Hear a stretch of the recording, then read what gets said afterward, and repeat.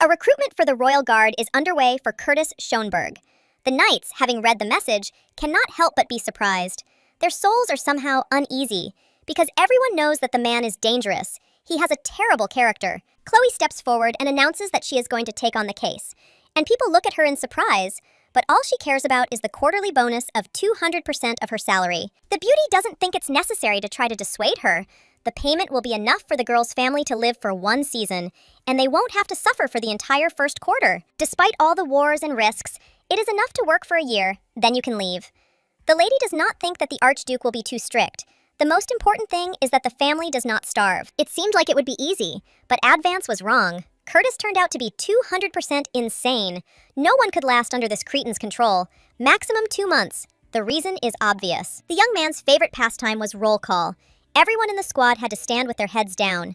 Chloe was constantly given disciplinary sanctions. Even though she worked late, no one cared. The commander is the son of the kingdom, and also an archduke. He is so overwhelmed with work that he is constantly working, and the adjutant has to comply. The penalties did not bother the girl much, because she was well paid, and that is the main thing. The heroine remained in subordination for 3 months. Sometimes she wanted to forget about everything, but did not do this, the man calls Chloe, calmly asks if she heard everything that was said. Jumping up, she declares in panic that she heard everything. The man, smiling, says that she wants to be shaken off again, once. The adjutant said this phrase to her colleague, unaware that the Duke himself was behind her. As an apology, the girl promises to stand in the rack for another 30 minutes. Curtis sees that the lady has relaxed too much. As a punishment, he considers the best solution to be a salary cut. Her facial expression changes, because money is the most important thing for Chloe. And besides, she will be required to assist at the diplomatic banquet where Duke Glintrith will be present. It won't work. Chloe doesn't have suitable clothes. She doesn't even get paid. The man shrugs. Because the lieutenant has nothing to dress up for. She has a Royal Guard uniform. The meeting was scheduled at the mansion for 6 p.m. Upon arrival, the lady could not stop being amazed by the size of the estate. After all, the third state rank can lay claim to special luxury. The butler is surprised that the adjutant at the banquet is a girl, considering that his lordship especially insisted on this. The banquet will be a platform for finding a bride for the gentleman. This is only an assumption. It's obvious that there will be a meeting between Lord and Lady Glintrith there. She must have plenty of other suitable and decent candidates. The Archduke's pedigree really does have some dark spots. Advance thinks about weaknesses. She would also like to know them in order to skillfully use them. The lieutenant is met by a man who is surprised that she arrived much later than expected. The brunette froze. They were wearing the same clothes, but she looked more like a gray mouse. She had no jewelry at all. Curtis clicked his tongue as he took off his brooch. You shouldn't be looking like this. The only thought that runs through my head is why the young man is so kind, because it's not like him. One phrase brings everything back to normal. No more questions arise. It's time to go. The hall is full of decorations. Everything sparkles. But it's better not to stare. Schonberg goes up to His Majesty. He smiles to greet. I was just looking for you. The brunette points to a huge portrait. The young man has heard enough about it, but he is told again that this will be his future wife, Lady Isabella Glintrith, a lady of incredible beauty. The blonde snorts. He didn't think it would be his bride and had never heard of it. A quarrel begins, but not in raised voices. Chloe's chest tightens with stress. The gentleman wants to tell her something. It's important. Coming from the Archduke's lips is not at all what His Majesty expects. The man has already promised one lady to marry her. To demonstrate his intentions, he is attracting Advance. I am talking about her. Life doesn't always go the way you want it to. The woman gets angry. All the time she was thinking only about how much she wants to hit the young man at least once, or even better, make him stand head down. The young man constantly did nothing but ruin her life. He always forced the adjutant to work overtime, and also never accepted her reports the first time, forcing her to constantly redo them. Standing in front of his brother, the blonde calmly explains that he has met the love of his life in Chloe, smiling tensely as he explains that he is attracted to her narrow-mindedness. The invitation to the banquet itself was strange, but the girl could not have imagined that something like this would happen. Everything fell into place in her head. If the gentleman was not corrected, there would only be more problems later. The Archduke doesn't show it, but with his murderous aura, he says that he will explain everything later. This has zero effect. Chloe can't figure it out. She opens her mouth, but then she feels a palm on her hand. The young man writes with his finger on his palm with unimaginable speed. He shows that from now on, the girl will have many privileges to which she must agree. The king remains perplexed. The brunette doesn't mind what they're offering her, still trying to put 2 plus 2 together, and comes to the conclusion that the Archduke simply doesn't want to marry Glintrith. Or perhaps there's a more serious reason behind it. Trade between the rich and the poor operates in Ivanka's empire. Some politics are not so simple. If Curtis marries a commoner, he will also become one, and therefore lose his right to the throne. To avoid this, he is obliged to marry an aristocrat, but no one meets the standards. By marrying Lady Isabella, a love affair arises between the two countries, and this is very beneficial for the king. Even if the duke is looking for a man to avoid marriage, there is simply no one around except commoners. There are two options left: to go abroad or to lose the right to the throne. In these two situations, the young man had to face a dilemma, because the situation is not at all simple. Abvon's is cunning. He turned on the variable. Chloe's family is extremely poor, but surprisingly, they bear the title of baronet. If the young man marries the adjutant, he can easily avoid marriage without losing his right to inheritance. The girl has other advantages too. She can't easily refuse a request, divorce won't be a problem, and she will never fall in love with her husband. Everything is working out too well for Curtis. The blonde ends the conversation with gestures and begins to whisper. He knows that the lieutenant needs money.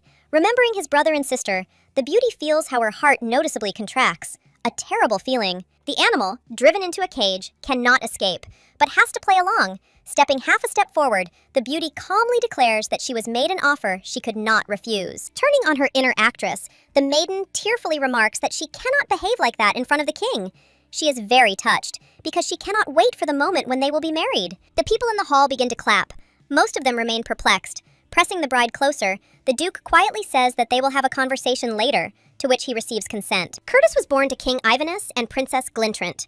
The young man's mother was very wise. She did not want him to die of hunger in the war, and asked for the status of both countries. Thanks to her persistence, the demand was fulfilled. With age, the man not only became more handsome, but also grew smart and talented.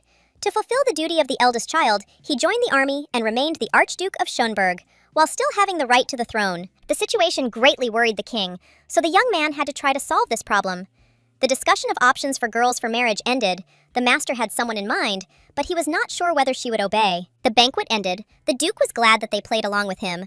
Chloe only recently realized that she had such a talent for acting. Initially, Ivanus did not believe it until the very end, reminding that lying is treason. The girl even got out of it there. The whole time since the proposal, she had been thinking about refusal. She doubted his lordship. Love is disorderly, but since the man voiced his desires in front of his majesty, it certainly means something. She couldn't believe that such a person could be sincere while still putting all this out in public.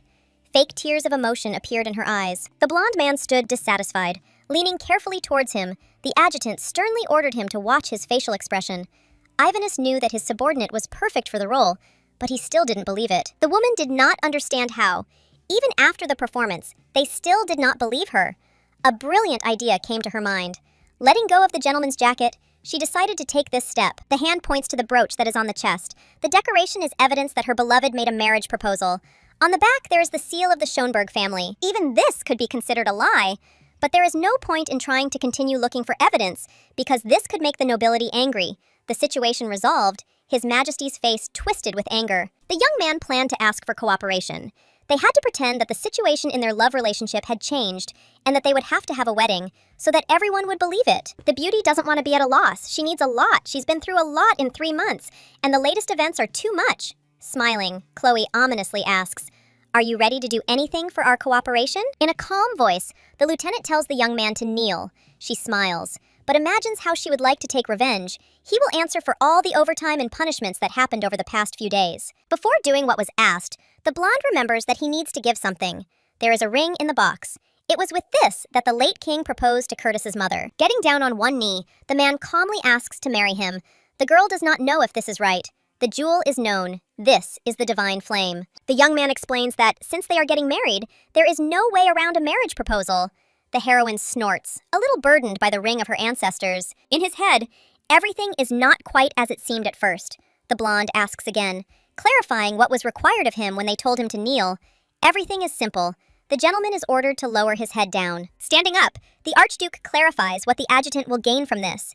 If he thinks about what is happening, perhaps he will understand the essence. For everything Curtis has done, he is obliged to agree to any order. The brunette plays on pity, reminding her about her family, who will have to face the gaze of other aristocrats in the morning. This marriage will affect not only her, but also family members will be pointed at because of their low status. Abwans has 3 younger siblings who couldn't even finish school thanks to the man's behavior. These children found themselves in an unexpected situation. The deed is done. The lady cannot avoid marriage with his lordship. Looking away, the blonde promises to take care of the nobility and other problems. Despite this, Chloe wishes to be considered the dominant party in this contract. I repeat again, lower your head. The hero cannot object if he is against it. He can go to the king and then enjoy his new life on the shores of Glintrant. An ominous silence hangs. The Duke approaches and agrees through clenched teeth. Taking 2 steps back, the blonde drops into a headstand. He asks how long he will have to stand like that. A minute is enough.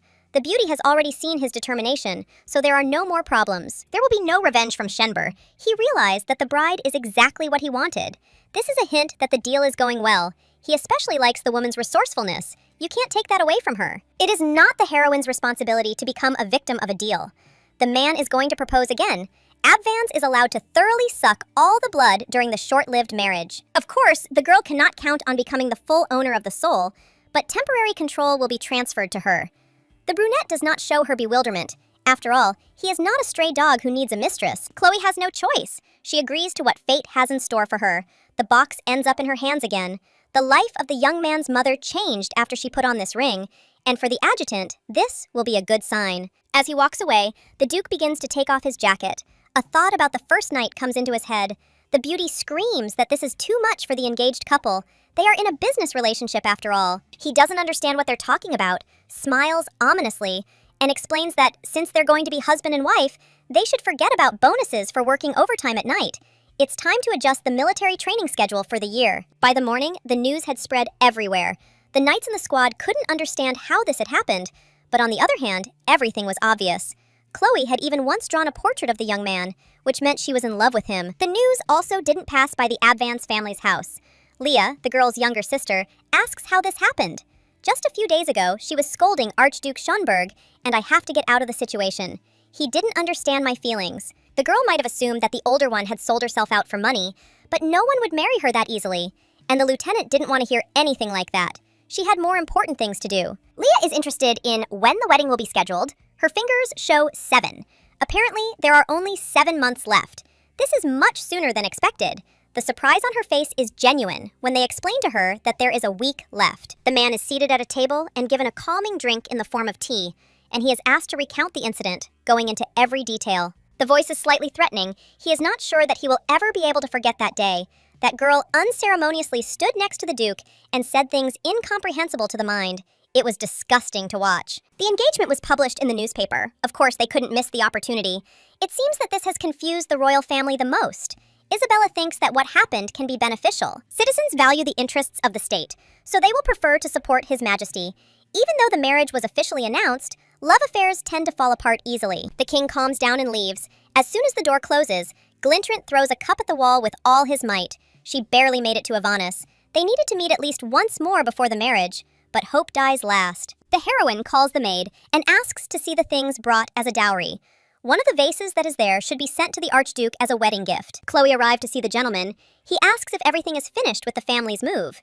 As it turns out, they like everything, but it will be difficult to get used to it. They will be safe until the wedding, but both of them should fulfill their duty.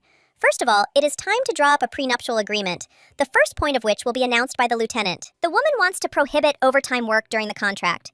This clause is not only for her benefit, but also for the man's reputation. He cannot be a tyrant to his own wife. He's not impressed, because everyone already knows how strict he is as a boss. Chloe manages to convince him, because a husband and a boss are 2 different statuses. They feel sorry for her. She'll have to get used to it. Going to a lot of banquets will be something inevitable. While there won't be any overtime while serving as a royal guard, the heroine is overjoyed that at least she's managed to achieve victory in something. The Archduke moves on. He is interested to know whether the girl will continue to serve as his adjutant after marriage. The assistant asks not to worry. No one except Chloe would ever agree to be subordinate to Curtis. Point 2 is quite decent. It talks about payment for contracts in the amount of $1 million and a 400% salary increase. The gentleman agrees only to the first, which makes the girl angry. The salary is not taken from the pocket, but from the state treasury.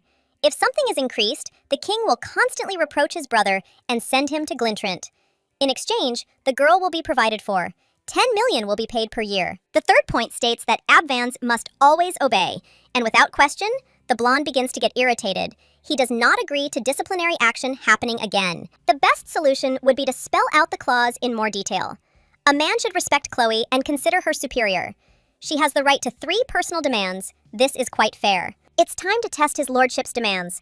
Chloe must make every effort to fulfill her duty that she will receive when bearing the family name. This has already been discussed. Advance is obliged to acknowledge the fictitious nature of the relationship and should not interfere in it. Her eyes widen in surprise. The brunette asks again if she understood everything correctly. The brunette is not in love. She is not jealous. She just finds it extremely strange that Curtis could have anything at all. He is not capable of such a thing. Having been around him for 3 months, the girl began to take the gentleman for a robot. If it weren't for her third point, she would have gone to hard labor for this. The blonde has a great plan. He will wait a little and then find himself another lover, start dating her, and get a divorce. The reason will be infidelity. Chloe agrees. During the contract, the girl should not have or express personal feelings. She has no right to fall in love. The boundaries are the bed, obviously. She will have to deceive even the servants. I think the situation will be complicated if we use different beds. The Duke knows how to properly touch a nerve. If he has interested the lieutenant, it is better to surrender immediately. She is boiling. A unanimous decision has been made. They will sleep in the same bed. Only the heroine will tie her hair back and wear long clothes. The conversation is over. Noelle is trusted, but asked to keep the contract away from strangers, especially from Agatha. The brunette explains that the girl is his younger sister and loves the Duke. Chloe asks for her condolences. The master orders him to stop clowning around. There is still one unfinished business left. The hero has to send a fake contract. It is intended for the king's family. The status of inheritance is usually transferred to the child, so this is not a problem. Since there will be no children, the dowry should not be discussed. Since the warrior has nothing, the Duke is going to pay 80 million. The dowry offered by Glintrant is equal to exactly this amount. It is necessary to compete with this. With such a volume of money, the gentleman will look nothing less than a man madly in love. A copy of the contract appears in the hands. Anxiety appears inside, as if out of nowhere. The Virgo does not know whether she will be able to live up to expectations. Wedding planning is no less important an aspect. It must be pretentious. Chloe has to try on a dress. She screams because the woman is tightening the corset. It is squeezing her organs and makes her angry. This is the first time for her. She asks how anyone can get married in such a way. As if they have no bones, they try to calm her down. A wedding dress is like a flower and is the main element of the celebration. His lordship chose it. This is how I express my love for you. The brunette asks Madame Abvans to be patient for a little while. After the wedding, everything will be over. She makes efforts to tighten the corset much more. Once again makes her scream even louder than before. Nothing works. Tears are in her eyes. The blonde man assumes that the strength is simply insufficient. He passes as close as possible and bends down. The assistant understands the moment and goes out the door. The heroine feels a breath. She does not have time to come to her senses, when suddenly she feels an impulse. The Duke thinks that he is faking. Julia is asked to come in. There are 3 days until the wedding. Perhaps they can make another option. A custom dress is not one of the existing options. Time is running out. Perhaps they can decorate a ready-made dress. It will be faster. The brunette, listening to all this, thinks that she just wants to run away. She dresses back in her uniform to feel at least a drop of the usual comfort that is important to her. As soon as she buttons her jacket, she turns to the two of them and has a pretty good idea of how to wrap everything up correctly. Time flies. The morning of the radiant wedding ceremony finally arrives. The weather is sunny outside, the birds are chirping, the groom is unusually handsome, but the main character of the wedding feels terrible. The young man notices that she is tired. It is his fault. He had to memorize too much for the sake of the oaths. She thought that becoming a member of the royal family was easy. He was lucky. It's a pity that you can't even hit the Duke, a voice is heard behind her. A young man with blonde hair asks if her uncle is giving his future wife too much of a nightmare.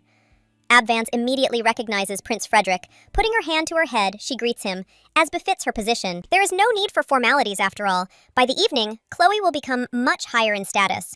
She does not calm down, expressing her impulse by saying that until the wedding, she remains just a soldier, nothing more. The boy pretends to groan, asking why such a faithful and beautiful lady is marrying his uncle. If she is being blackmailed, he should give a sign, he laughs. In fact, he came for a slightly different reason, because it is time for the Archduke to pray. Curtis doesn't understand why it was necessary to put on a show when he could have told everything right away. So be it. He leaves. The two are left alone. There is a sharp awkwardness in the air. The girl is alone with her superior, which is unpleasant for her. The silence is broken. Since his uncle has left, Frederick intends to find out the question that interests him. He asks the same thing again. He wants to understand why a maiden gets married. The answer about love causes a strange reaction. A pale smile freezes on his face. After the commotion at the banquet, Curtis immediately visited his nephew. He asked to use the church. because of the wedding, His Majesty would close the doors of the kingdom. The blonde assured that this would not happen again. The young man was skeptical about the answer. He had said directly what he was thinking. For a man who had confessed his deep love in the middle of an official banquet, this sounded wrong, as if he was planning a breakup. Standing before Chloe, the prince shrugs. He understands everything. The Archduke is not interested in the throne. He simply does not need it. But his father suspected him in vain and only constrained his actions, and then came up with an attempt to exile him to Glintrant. It's logical that if the hero were in a border region, he would be faced with constant pirate raids. The only strange thing is that Schönberg chose a lieutenant. It's not at all profitable, which means it's stupid. For a successful marriage, a young man would not keep a girl in the military for several years, even if they conspired for money. After a divorce, he would expect the king's revenge. It would be difficult to cope with anger. This is too risky a decision. The heroine wants to see the Duke's head hit the ground. That's how it should be. His Highness is a very rational person. It's even a little scary. Time flows as usual. It's time to try to justify myself. I've adored Curtis for a long time. Earlier, Chloe saw the Duke in a newspaper where they talked about his exploits in the war. Then, she applied to be his adjutant to get the coveted position. She wanted to be closer, and so they became lovers. The status of a duchess suits the maiden. She takes it as a compliment. Appearing behind, Curtis explains that his nephew considered her a good liar. He did not torment Abvance. He was simply worried that innocent subjects were being taken advantage of. Uncle can't handle romantic relationships. He wants to torment his nephew. Instead of a girl, a priest can be seen in the distance. It's time to leave and not linger. The young man is getting ready to go to the guests. The only thing he leaves out is how much he hopes that Curtis has found his love. And Abvance's words are true. He deserves the best people around him. Looking at Chloe, the blonde grins. Frederick knows better than anyone that this is not reality. High society is discussing the upcoming event. They are all waiting for the ceremony, a hasty wedding. The ladies laugh, suggesting that the bride is pregnant. This is indecent, but it may be the only real reason. All the church security is in the possession of the gentleman. Such measures are taken to ensure safety. Many people notice that among the bride's family members, there are only children, no parents. One of them turns around with displeasure. The lady is not alone in the hall. You should not talk so loudly, disturbing everyone else. The sister asks her brother to restrain himself. He is still unhappy because people irritate him incredibly. The girl is worried that their behavior will ruin Chloe's reputation. The girl with blonde hair will ruin it much more effectively. Lady Glintrant is, however, incredibly beautiful, and it becomes clear to the ladies why the king insisted so much on marrying his lordship. She is much better than the bride, and against such an appearance, the future wife will not win, no matter what her luxurious dress or makeup. They say that the doors to Queen Mildred's chambers are even open to her. She deserves it. One of the chief guards clears his throat and asks them to take their places. Finally, he will be able to look at the efforts of the bride. The wedding ceremony between Commander Curtis Siarnak and Ivanka Schenberg and Lieutenant Chloe Abvance is announced as the doors swing open, revealing two figures being asked to enter. A quiet whisper runs through the hall. Everyone is confused. At the wedding, the bride and her future husband both came in military uniform, gathered in genuine confusion. They do not understand why this has suddenly become possible.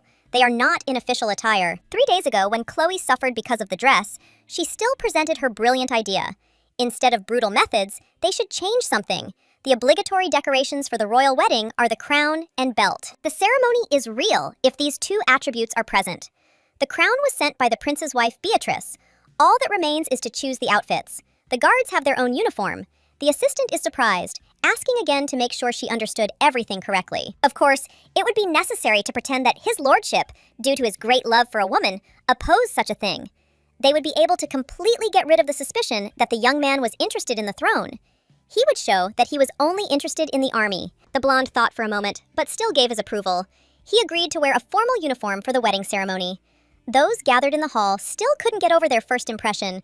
They still couldn't believe it. It's strange, but some admit that the uniform looks quite beautiful. No one expected that the crown of the late Queen Mildred would match the uniform so well. Before this, the ladies thought that the bride could not compare with Glintrant. It seems they were wrong. The girls seem to have two different auras emanating from them. The priest, James Ruther, has arrived to bless the marriage. He begins by asking if the two swear eternal love before Ivanaris and Granasad, the dragons who protect Ivanaris. The blonde man looks at the young lady. Eternal love is unrealistic. In the end, they will soon break up. But the girl has a beautiful face, so there will be no problem with remarriage. Then she will put on a suitable dress and be happy. Abvance's husband will be someone else, a man she will truly love. There is still a lot to endure before that day. The Duke swears before the priest, and the bride herself does the same. Before anything changes, there is still a lot to go through. The groom vows first, and then the bride. People notice that the blonde smiled easily. He is incredibly handsome. Many came just to look at Curtis. The young man understands that the next stage is coming. He leans closer to the girl. It seems to her that this is too much, but he does not show it. Even with the uniform, everything looks beautiful. There is something else. A box with a ring appears in his hands. It becomes clear to everyone, even without explanation, that before them is a divine flame. And as a sign of his love and infinite sincerity, the Duke gives this ring to Chloe. Until this moment, what was happening still seemed a little false, but the opposite was proven. Brother Abvance is the only one who doesn't understand people's reactions. He thought it was a common thing for a wedding, but in a normal situation, he would have given it to Schonberg. And by calling the girl by her last name, the Duke shows that the decoration is not connected with the marriage and belongs to the woman. The brunette carefully examines the hand. She really wants to ask why she needs a ring at all, smiling tensely. Curtis seems to ask to behave naturally and first accept the gift. The girl quickly learns to understand him, and in response asks, "Why did you give me this?" Previously, he was misunderstood. His skills are improving, and this cannot help but impress. The blonde suggests considering the jewelry as compensation for the damage. He is giving something so expensive, which means he will be very strange in the future. The priest nods and moves on to the main part of the ceremony. It's time to seal the marriage bond with a kiss. This was to be expected. After all, they are at a wedding. Chloe is still in a stupor. Her eyes are scared. The Duke kisses first. The ceremony is soon coming to an end. The ladies of high society cannot accept what will happen to Glintrant. She came relying on her pretty face. She did not suspect that Schonberg was in a romantic relationship. The time is not right. The aristocrats speculated that the marriage had been hastily concluded due to pressure from His Majesty the King. However, everyone saw confirmation of how genuine it was. There was marital harmony between the couple. After the ceremony, they left without even a banquet. For some reason, everyone thought that the newlyweds went to make passionate love. No one suspects that they ran to clean their teeth and mouth after the ill-fated kiss. The Duke has mysophobia, and he went and changed his shoes. What happened can't be called just a light fusion of lips. Chloe remembers how she was sucked into, the situation happened, and since nothing can be returned, the girl demands her honestly earned compensation. She is given consent. After the divorce, you will get what you want. For now, they have more important matters to attend to, which are best not postponed. The first day of becoming an archduchess is quite important. There were no servants in the Abvance household. New days are beginning for the general's subjects. Opening the curtain, the blonde points to the squad of maids and others standing outside the window. Everything is extremely simple. They will all obey Chloe, do whatever she wants. The number of subjects leaves a feeling of doom in the soul. It already feels burdened, alas, but 80% of the total number can easily be considered spies of His Majesty. It will not be easy. Caution above all. There is one servant who is one of the most important. Philip Delton, a very noble head butler. All the countless servants are under his command. He planned to control those in the royal palace. Life turned out differently. One fine evening, the gentleman was informed that he was leaving for the Archduchy of Schonberg. The king entrusted him with an important mission, ordering him to report on every move of Curtis. He thought it would be great if he could discover the young man's weakness, which he could then skillfully exploit. Before this, Delton had seen his master's schedule. He always had a very tight schedule, which included work and sleep. There was no hint of a dissolute life. Only, after a while, the situation began to change. A duchess appeared in the castle, who came from a poor family in the navy. Junior Lieutenant Montpiece, when asked about meeting the couple, explains that they are tired. The brunette did not want to see this turn of events. After all, he was ordered to watch every move of the arrogant gentleman. The young man, with a hint of worry, was asked to convey that the servants would be waiting for his arrival. The Archduchess, as proposed, will turn up her nose. Her status has skyrocketed. The maiden who dreamed of such a marriage has finally achieved her goal. Abvance will inadvertently make some mistake. In the face of countless rumors, it will be easy as pie. As Chloe was going down, she slipped. The butler smirked slightly. Quickly hiding his expression, he bowed his head. The maiden extended her hand. "It was nice to meet her. I don't know much, so I would be glad to have your help." The brunette wonders if the heroine doesn't know how to communicate with servants. But he shakes her hand anyway. It's an honor for him. Abvance knows what game they're about to play, and she asks if Delton had previously served the king of the country himself. There is a suggestion that the man combines work as a palace servant and a butler at the estate, which he quickly refutes. By order of His Majesty, Curtis began to serve only Schonberg. It was easier for him to not be torn between two fronts. A slight smile lights up her face again. The lady doesn't know anything. He doesn't have two bodies to work in two places at once. The questions are stupid, Chloe snorts. They act in front of her as if they are higher in status, which is unacceptable. Despite the fact that the couple was tired, the man insisted that they come out to greet each other. His displeased look shows what kind of problems the man might have. The situation is not simple. He has to bow his head and ask forgiveness for everything. He was unable to assess the situation from the perspective of the Archduchess and her husband. His behavior has changed dramatically. In order for everything to be okay, he will have to try to evade it. Due to his inattention, the subject did not pay due attention to fatigue, but he was very sad that he was unable to accompany the owners while they were at the estate before the marriage. Chloe is twisting everything.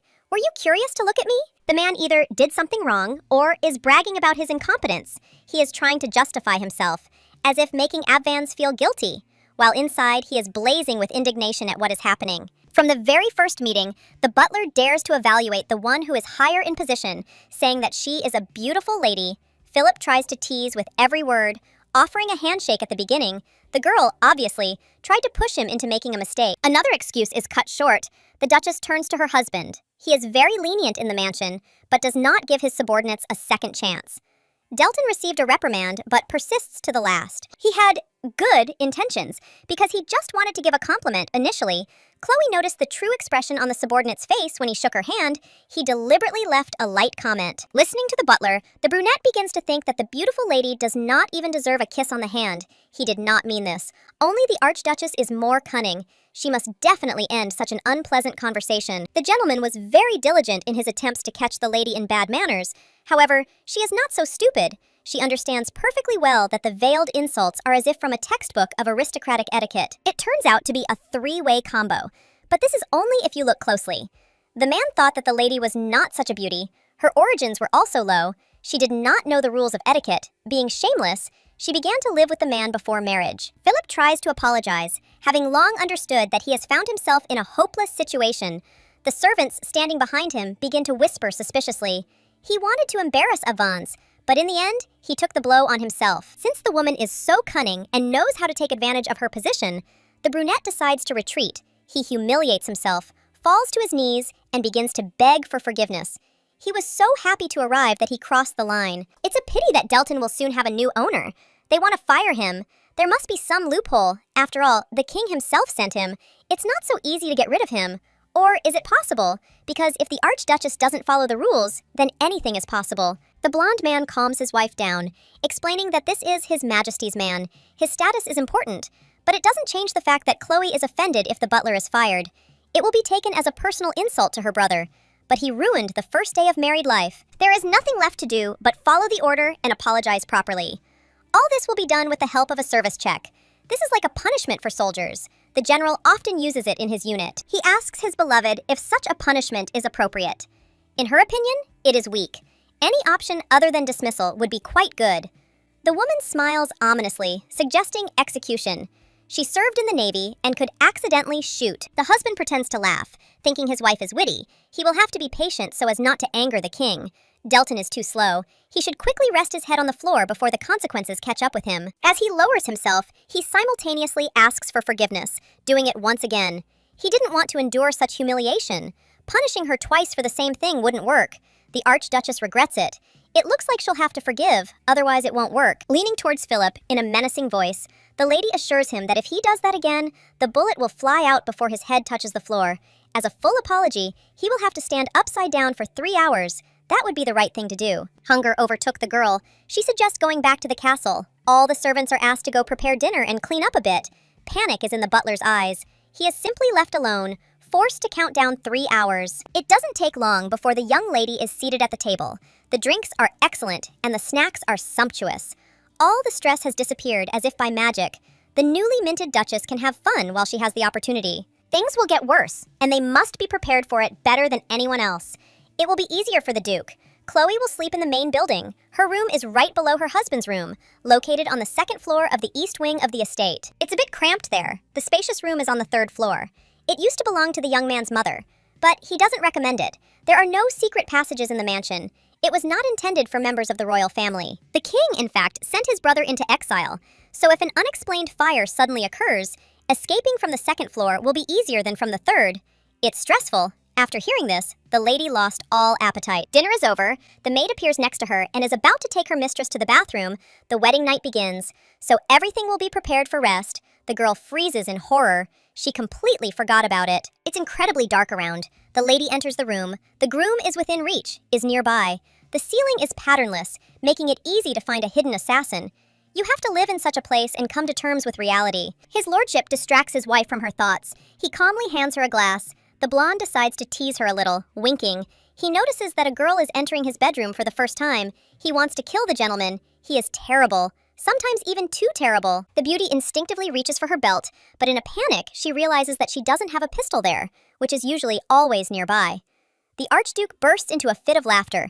After all, he finds it fun to amuse himself in this way. Such a reaction should have been expected from the wife.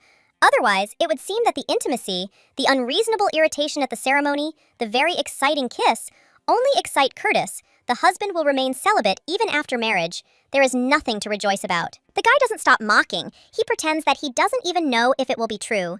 Abvan's dressed vulgarly, and even behaves like that. An ominous silence hung, and it is so clear that what happened was done in vain. What's striking is that the lady trusts the man. 3 months isn't quite enough to consider him a trustworthy boss. The beauty doesn't know how to explain it. She trusts not the human side, but the animal side. Throughout their time together, Abvans was constantly kept on overtime, even offered a fictitious marriage, and found themselves in many embarrassing situations that sometimes seemed too funny. The Archduke understands perfectly well that he will ruin his body in the hands of Glintrant, since he does something extremely reckless in the heat of the moment. Before this, the guy committed too many strange acts that he will always remember, because they are a part of him. Abvans is not averse to joking about this topic. If something were to happen, she would kick her husband so hard that he would not be able to dream of descendants, and then escape through the window. Rumors about this would spread very quickly, and the king would certainly hear about what happened. The blonde promises that nothing will happen, the conversation is over, and that's great. Chloe is getting ready to go to bed. They stop her, not allowing her to climb onto the bed. Even though it's night, the gentleman doesn't care. A finger points behind her. Stacks of papers have piled up on the desk to be sorted through. The maiden was wrong when she said she trusted her animal side.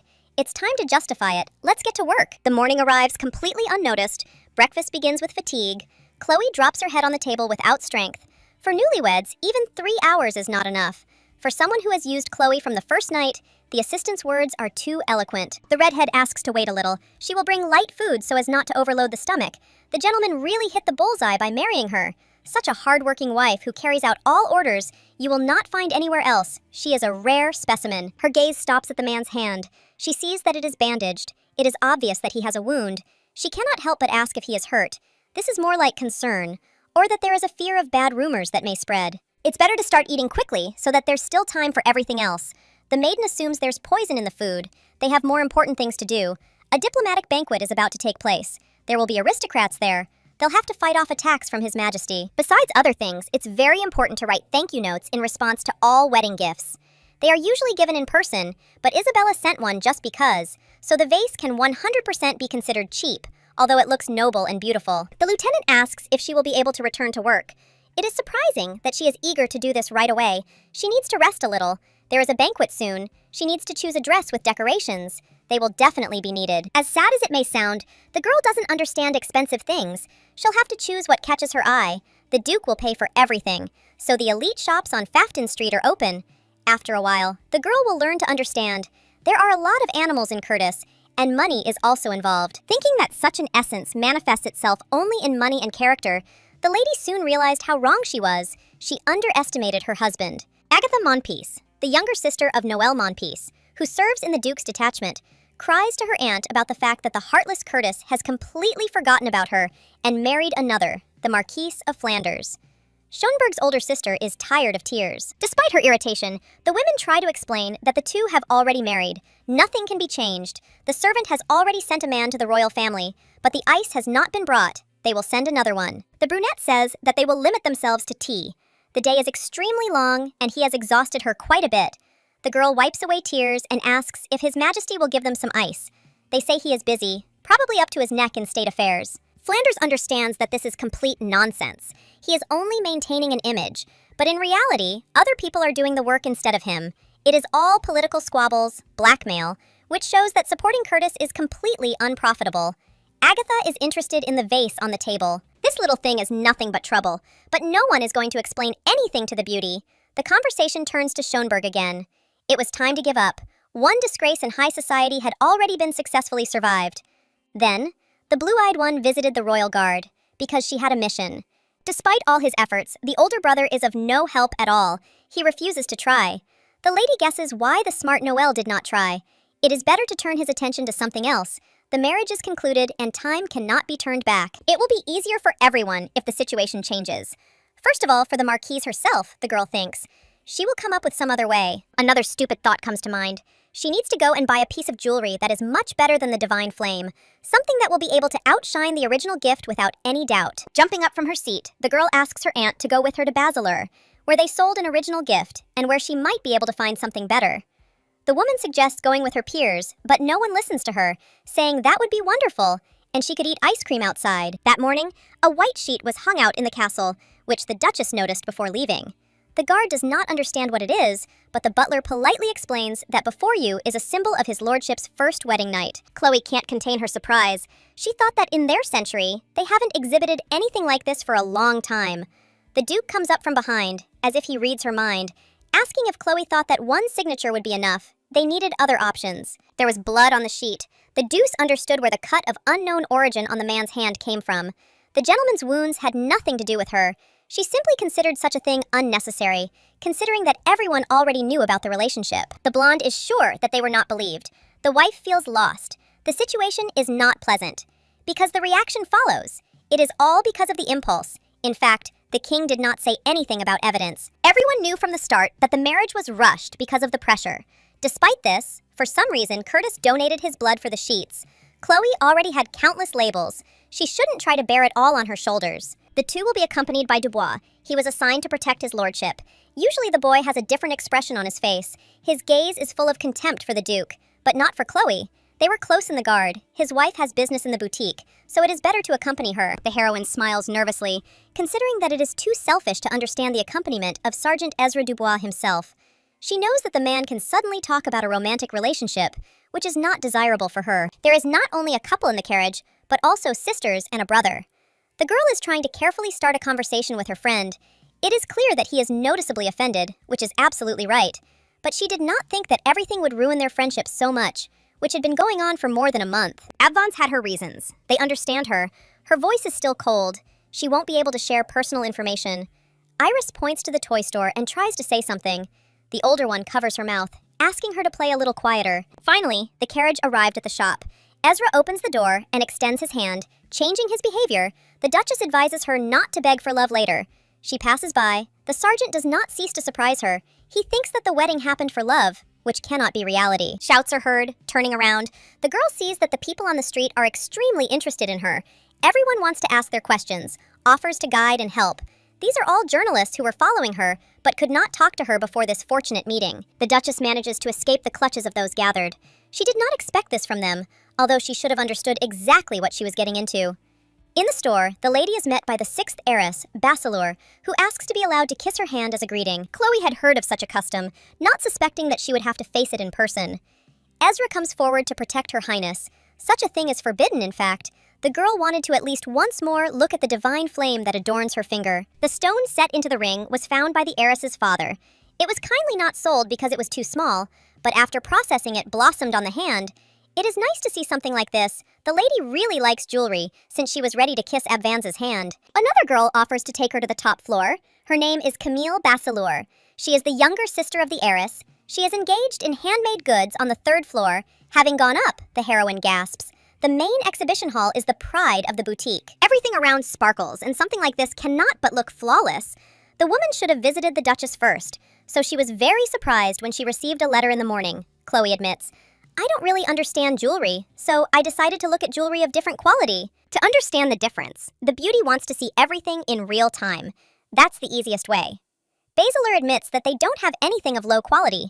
The store makes only the highest quality items, and the attention to detail in high-quality jewelry also helps. The maid who says this knows for sure that extra attention is necessary, since everything turned out this way. It is better to inspect all the goods, since they will be difficult to find elsewhere. Most of them are presented in a single copy. The first thing falls into your hands, and without holding back a sigh of admiration, the Duchess provokes you to tell her everything. Basilar begins a monologue that is easy to tire of. She is so talkative that this is further confirmation of how obsessed she is with jewelry. The entire area contains high-quality goods, but even the best product cannot mean anything if the price does not satisfy the buyer. Because, first and foremost, aristocrats intend to buy what suits them. The Duchess doesn't know what to choose. She blurted out something she shouldn't have. What was said can't be undone. But she really does feel a bit sorry for the money. She doesn't understand how in her right mind she could spend millions on something that simply attracts the eye, but nothing more. The maid standing nearby reminds that, before going out, the mistress is obliged to pick something out. In such a place, the mind practically does not work. The sister is formidable. It is better to spend money while such an opportunity presents itself. At least one should not skimp on jewelry. Having the kind of things that Chloe has is already a terrible tragedy. Even as a duchess, she continues to wear dull colors. It would be a shame to choose the wrong necklaces and bracelets. Avvance previously said that she buys brown things to show concern for her youngest. The two are arguing openly. Camille can't help but grin. Realizing her mistake, she immediately apologizes. What's happening reminded her of her relationship with her family. Both Basilars kneel down and start apologizing, while Chloe feels awkward. Please stand up. It is clear that it was not done with bad intentions. Despite the fact that attempts to calm her down were successful, the young lady still changed several times. The girl became interested in the necklace that Camille herself wears. It is attractive. Basilar sees that his sister is frozen in a stupor, and explains for her that it is not for sale. The Duchess understands. She thought that it was for sale. Large jewelry is beautiful, but constantly wearing it is hard labor. So this is the reason. Camille thinks for a moment and then says that the necklace is her father's work. She can show his collection. Chloe will not mind. The main thing is that there are no problems with this. Making sure that everything is fine, she agrees. The brunette carefully examines the collection. She is fascinated. The jewelry is beautiful and cute. Even children can wear them. They used to sell them, but due to the new store policy, they had to temporarily suspend sales. The cute style suits the lady. After the man's death, the sisters were unable to produce anything like this for the last 10 years. One of the tiaras is made from a special stone that they stopped supplying only 5 years ago. Basilar asks if the lady would mind hearing the story of the tiara with the jewels. What's happening is a bit burdensome. It's worth leaving as soon as possible. The story is unnecessary. The decoration is beautiful. It's a pity it's not for sale. A sarcastic voice is heard.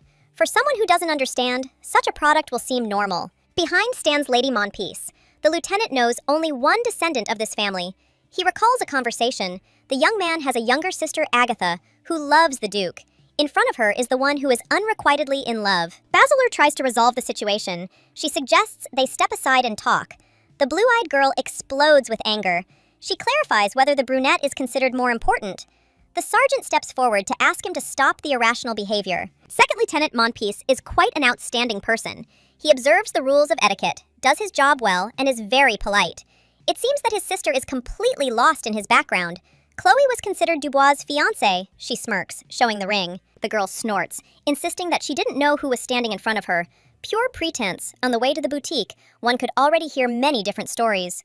Outside, there are a lot of store employees and journalists. Having studied the facial features, the beauty understands that the lieutenant's sister is very young. She is not even 20 years old.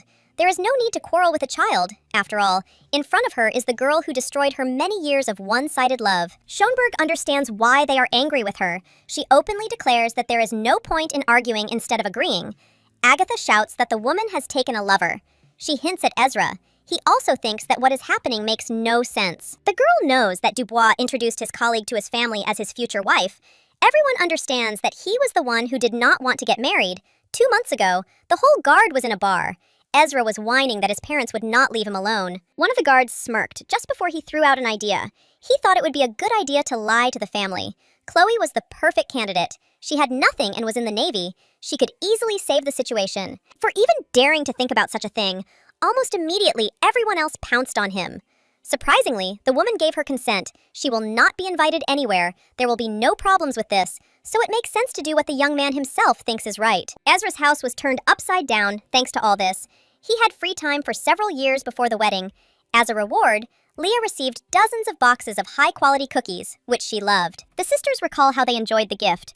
Dubois tries to justify his past. Lady Monpiece did not know this, but it was all nothing more than a joke while spending time in a bar. She does not believe it, believing that no one would agree to such a thing, especially for cookies. The Lieutenant's speed can only be amazed. Just 2 months ago, she was dating a sergeant, then betrayed him, and immediately got married. The situation is complicated. Chloe is closing her eyes to the thought, do I really look so terrible in the eyes of others? Some misunderstanding arose. The blue-eyed woman is amazed by what is happening. The woman is walking around with her lover immediately after marriage. Curtis is aware of this because he assigned the young man to guard her. Most likely, he does not know about his wife's promiscuity. It's time for Chloe to say everything she thinks. Firstly, she only has an eye too. They were close friends, but she would never date the brat. If she got involved with him, she would experience the collapse of the ego, and this is unacceptable. Secondly, the girl should remember one detail. They are still in the guards detachment. No one has canceled the titles. Agatha is only a junior sergeant, and Schoenberg is a lieutenant. That is, a boss. She whispers that she is on vacation, so she is simply the Count's daughter. Even so, the lady knows what she can answer if they are not on duty. She is a duchess. And again, much higher, confirmation from Monpeace will not be required. She is not part of the Ivanez or Schoenberg families. She may not believe in anything, but this does not cancel anything. It is possible to notice in time that the beauty seems to be starting to cry. They ask her if it is because of the Duke. It seems that she really likes the man. Chloe is not trying to bring the girl to tears. He is simply not worth the tears. She is still very young. The best solution would be to go about their business. Hierarchy isn't that important to the lieutenant. It doesn't play any role. But if we follow what the girl thinks, then it's Schoenberg who's the more important person, Agatha notes. Basilar is no longer any good. The owner apologizes. She should have gotten rid of the jewelry a long time ago. Camille values the memory of her father, but everyone knew something like this would happen someday.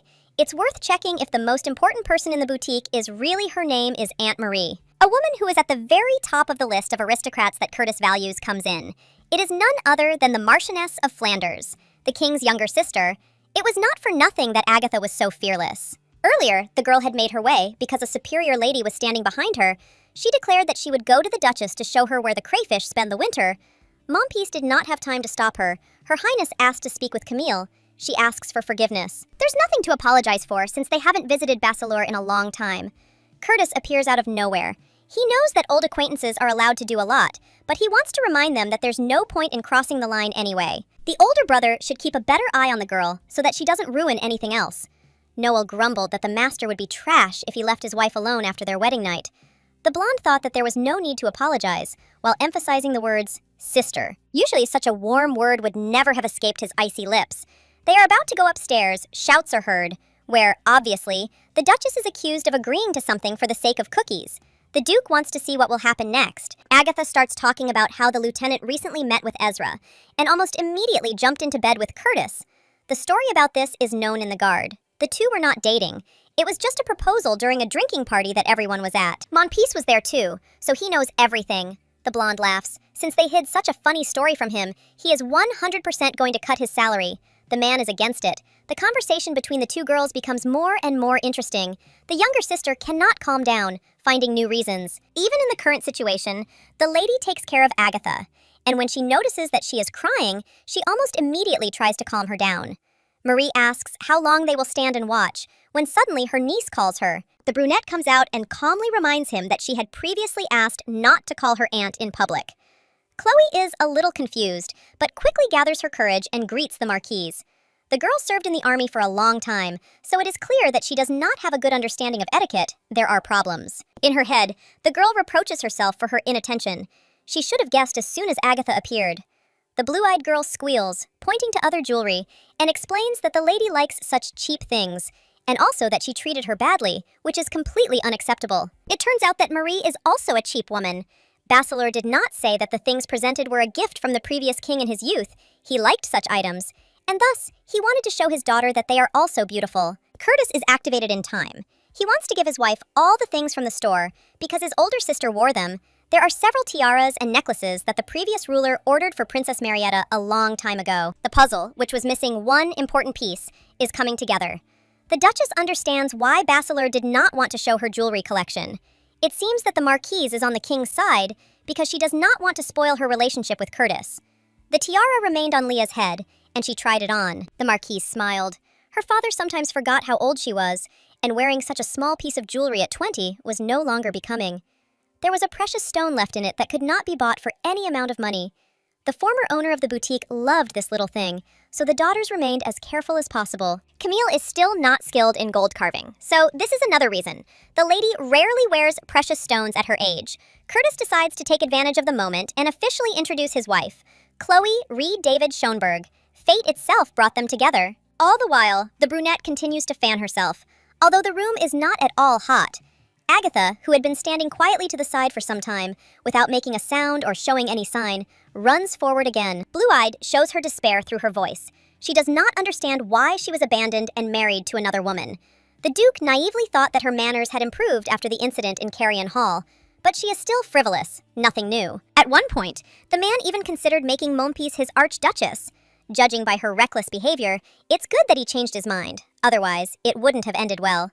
He didn't leave her to marry her, and her status didn't affect his sympathy in any way. The girl tries to explain herself to the last. She really loves the young man, even joined the royal guard for him. He lowers his voice, asking who asked her about this. Unable to bear it, Agatha starts crying and runs away. The ice cream will have to be put off until next time. The girl's older brother stops his sister. Since the sergeant will remain near the Duke, he asks her to take her leave in order to calm her down.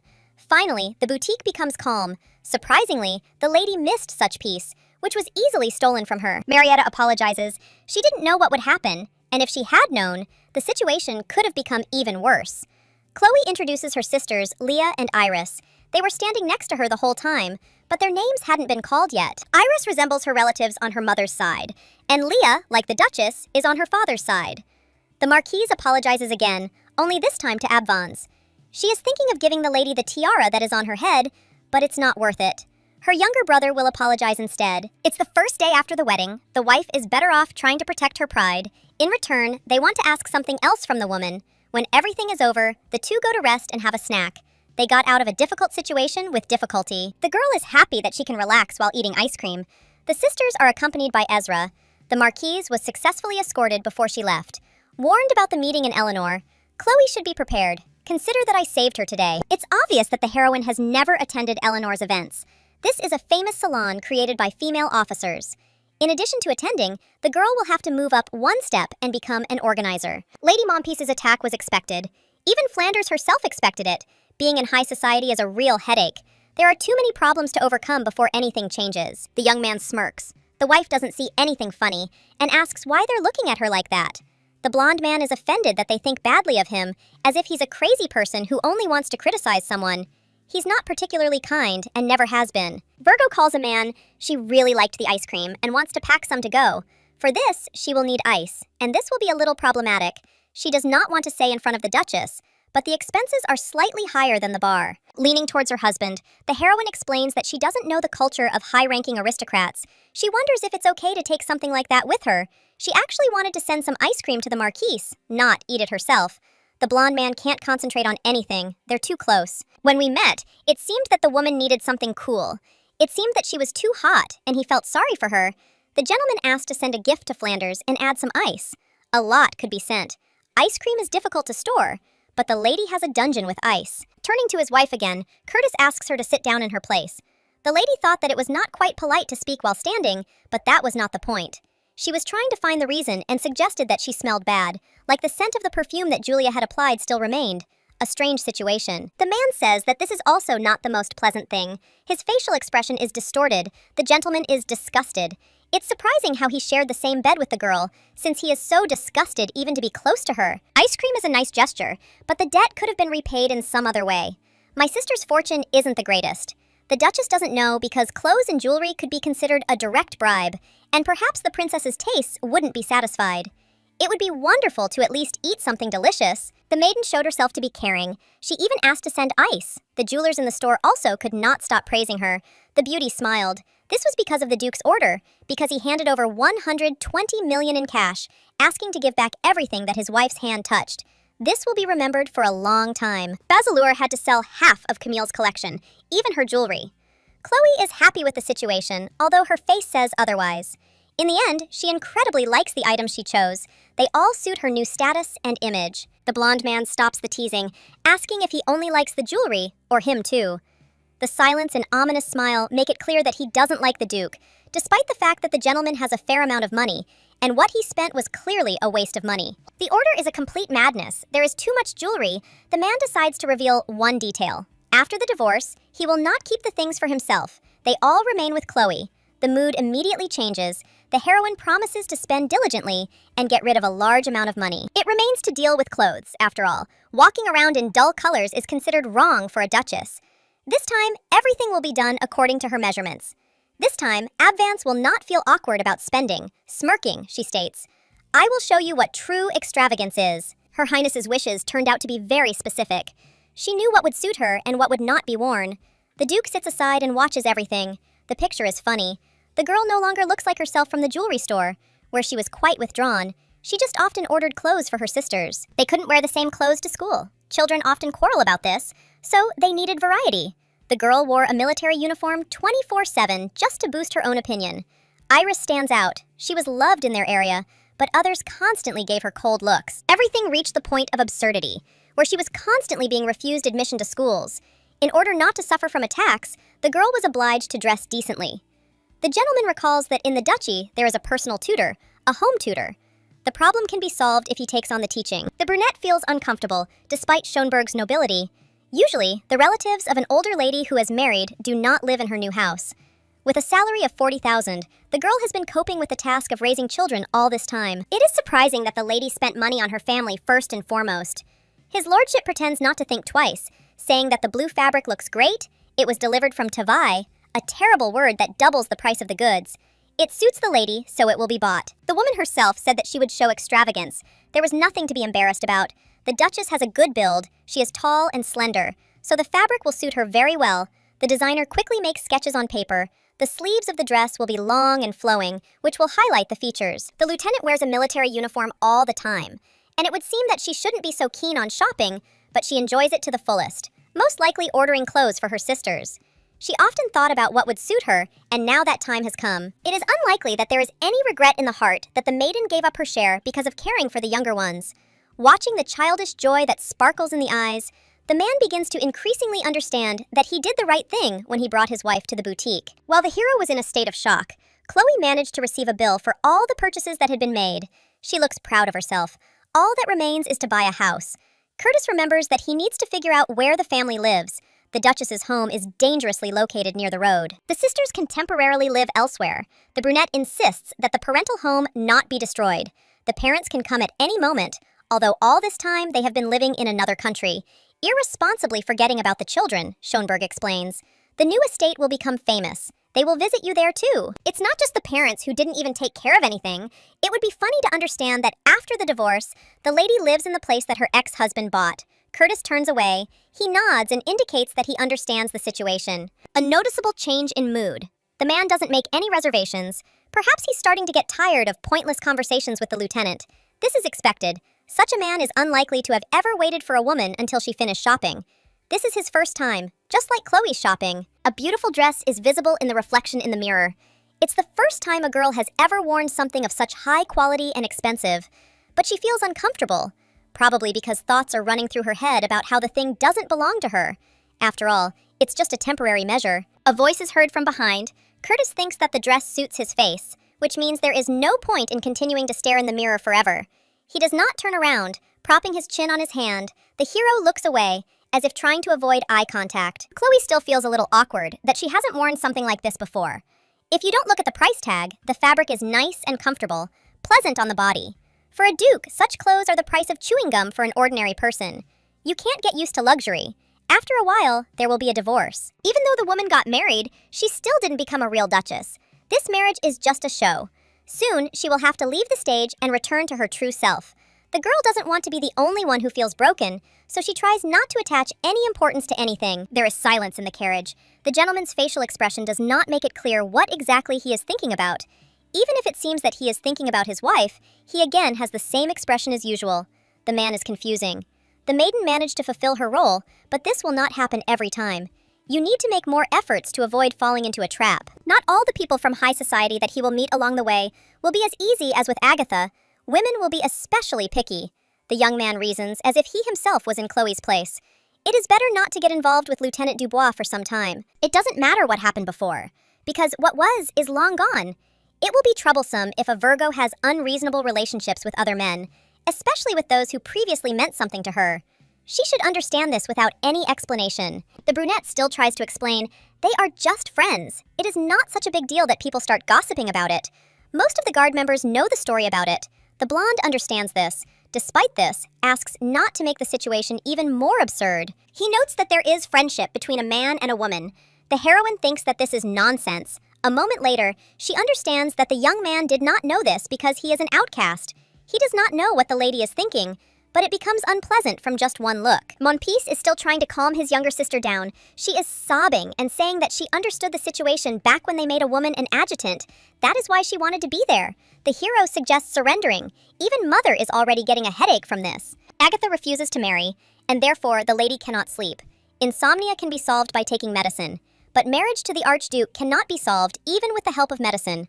The girl loves Curtis with all her heart, but her feelings do not even reach the tips of his fingers. Remembering the conversation with Chloe, the blue-eyed girl is once again convinced that she does not even love her husband. Her attitude towards him even resembles a certain degree of contempt. 3 years ago, the girl managed to find out that the gentleman did not feel anything for her, but she continued to humiliate himself. It is completely wrong to talk about something like this. The girl considers herself a sincere person. Jumping out of the carriage, she runs away. They will not chase her. As soon as she gets a little hungry, she will immediately return back. Cooling her head will certainly not interfere with the matter. A wave of anger builds up inside her, which is harder to contain. The little girl hates absolutely everyone. Her brother, who remembers the events of 3 years ago, the woman who got married despite not liking Curtis, her mother, who is pushing for the wedding, and the Duke himself. The heroine has no intention of marrying an ordinary man from the street. She is fed up with what is happening. So stuck in her thoughts, the beauty did not understand how she ended up on some abandoned street. Running wherever her eyes looked, she found herself in a very gloomy place. It's quite dangerous there. Agatha wants to look for a way out, when she notices a woman in the window whose clothes are very similar to those of a noblewoman. It is none other than Isabella Glintrant. Strangely, she is not going to sort out the situation. Her feelings are more important. The rest is not important. The Duchess is enjoying her situation to the fullest. She doesn't know how long she can live like this, but she will enjoy the present moment. She was calm. As she remained, the honeymoon time flew by quickly, but things after that were no longer so peaceful. Many people whispered, realizing that the marriage was meant to enhance the lady's status. A bad aura emanated from everyone who was lower in rank. But what was worse was that there was a person higher up, namely Admiral Victor, who promised to arrange a sweet life for the newlyweds. The knights' reactions were divided into 3 categories. Those who pitied Chloe, believing that she had been threatened, as no one in their right mind would marry a tyrant. Those who thought that the lady had fallen sincerely in love, and those who believed that she was trying to climb the career ladder, this opinion being the most widespread. Dubois arrived at a time when all the points about what had actually gone into Abvance's head, and why she had suddenly decided to get married, and was even acting like she was in love, were being discussed once again. The voice made the duo jump. They begin to apologize because they understand how bad the current situation looks. He lowers his voice when he says that they must definitely tell the commander of the 3rd squad what jokers the guys are, so that they will find an appropriate punishment for their bad behavior. A final warning is given. If they open their mouths to say anything again, I will definitely complain, and life in the guard will no longer be so fun. 2 of them run away. They still don't understand why Chloe even conspired with the head of the brigade to stop all conversations. They ask Dubois how the woman is doing in general. He seemed to be accompanying her. They wonder if they talked about their relationship. The brunette explains that they really didn't discuss anything like that, and calmly asks his partner to start eating instead of continuing the interrogation. The thoughtfulness doesn't last long. The hero comes to the conclusion that Chloe can organize her own personal escort. She is also part of the royal couple. The commander of the 2nd squad doesn't know whether the girl will do this, and if so, then he will have to find out the information directly again. The only thing that is known is that Abvance was summoned by Admiral Victor.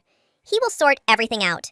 Ezra has become noticeably heated, all because his friend continues to talk about things that do not arouse the slightest interest. The acquaintance simply sees how well Chloe is doing, and this is only after she got married. In the morning, the girl arrived in a precious car with magical stones. She always scolded the brigadier general, and then she just went and married him. The situation is absurd. Besides, she is part of the royal family, as if this is what she wanted. The reason is not so small. At first, Dubois was also surprised. But first of all, he wanted to congratulate his friend. He wanted to congratulate her, hoping that if later he found a girl that he really liked, His mother would not mind because of how everything turned out. Despite his thoughts, Ezra wasn't entirely sure whether the marriage was right. At a wedding where the bride was supposed to be the most beautiful, Chloe wore a uniform as a political statement. And then, the most intimate situation in the bedroom was also revealed to the whole world by hanging the sheet outside. It was clear that because of her choice, the girl did not receive any respect.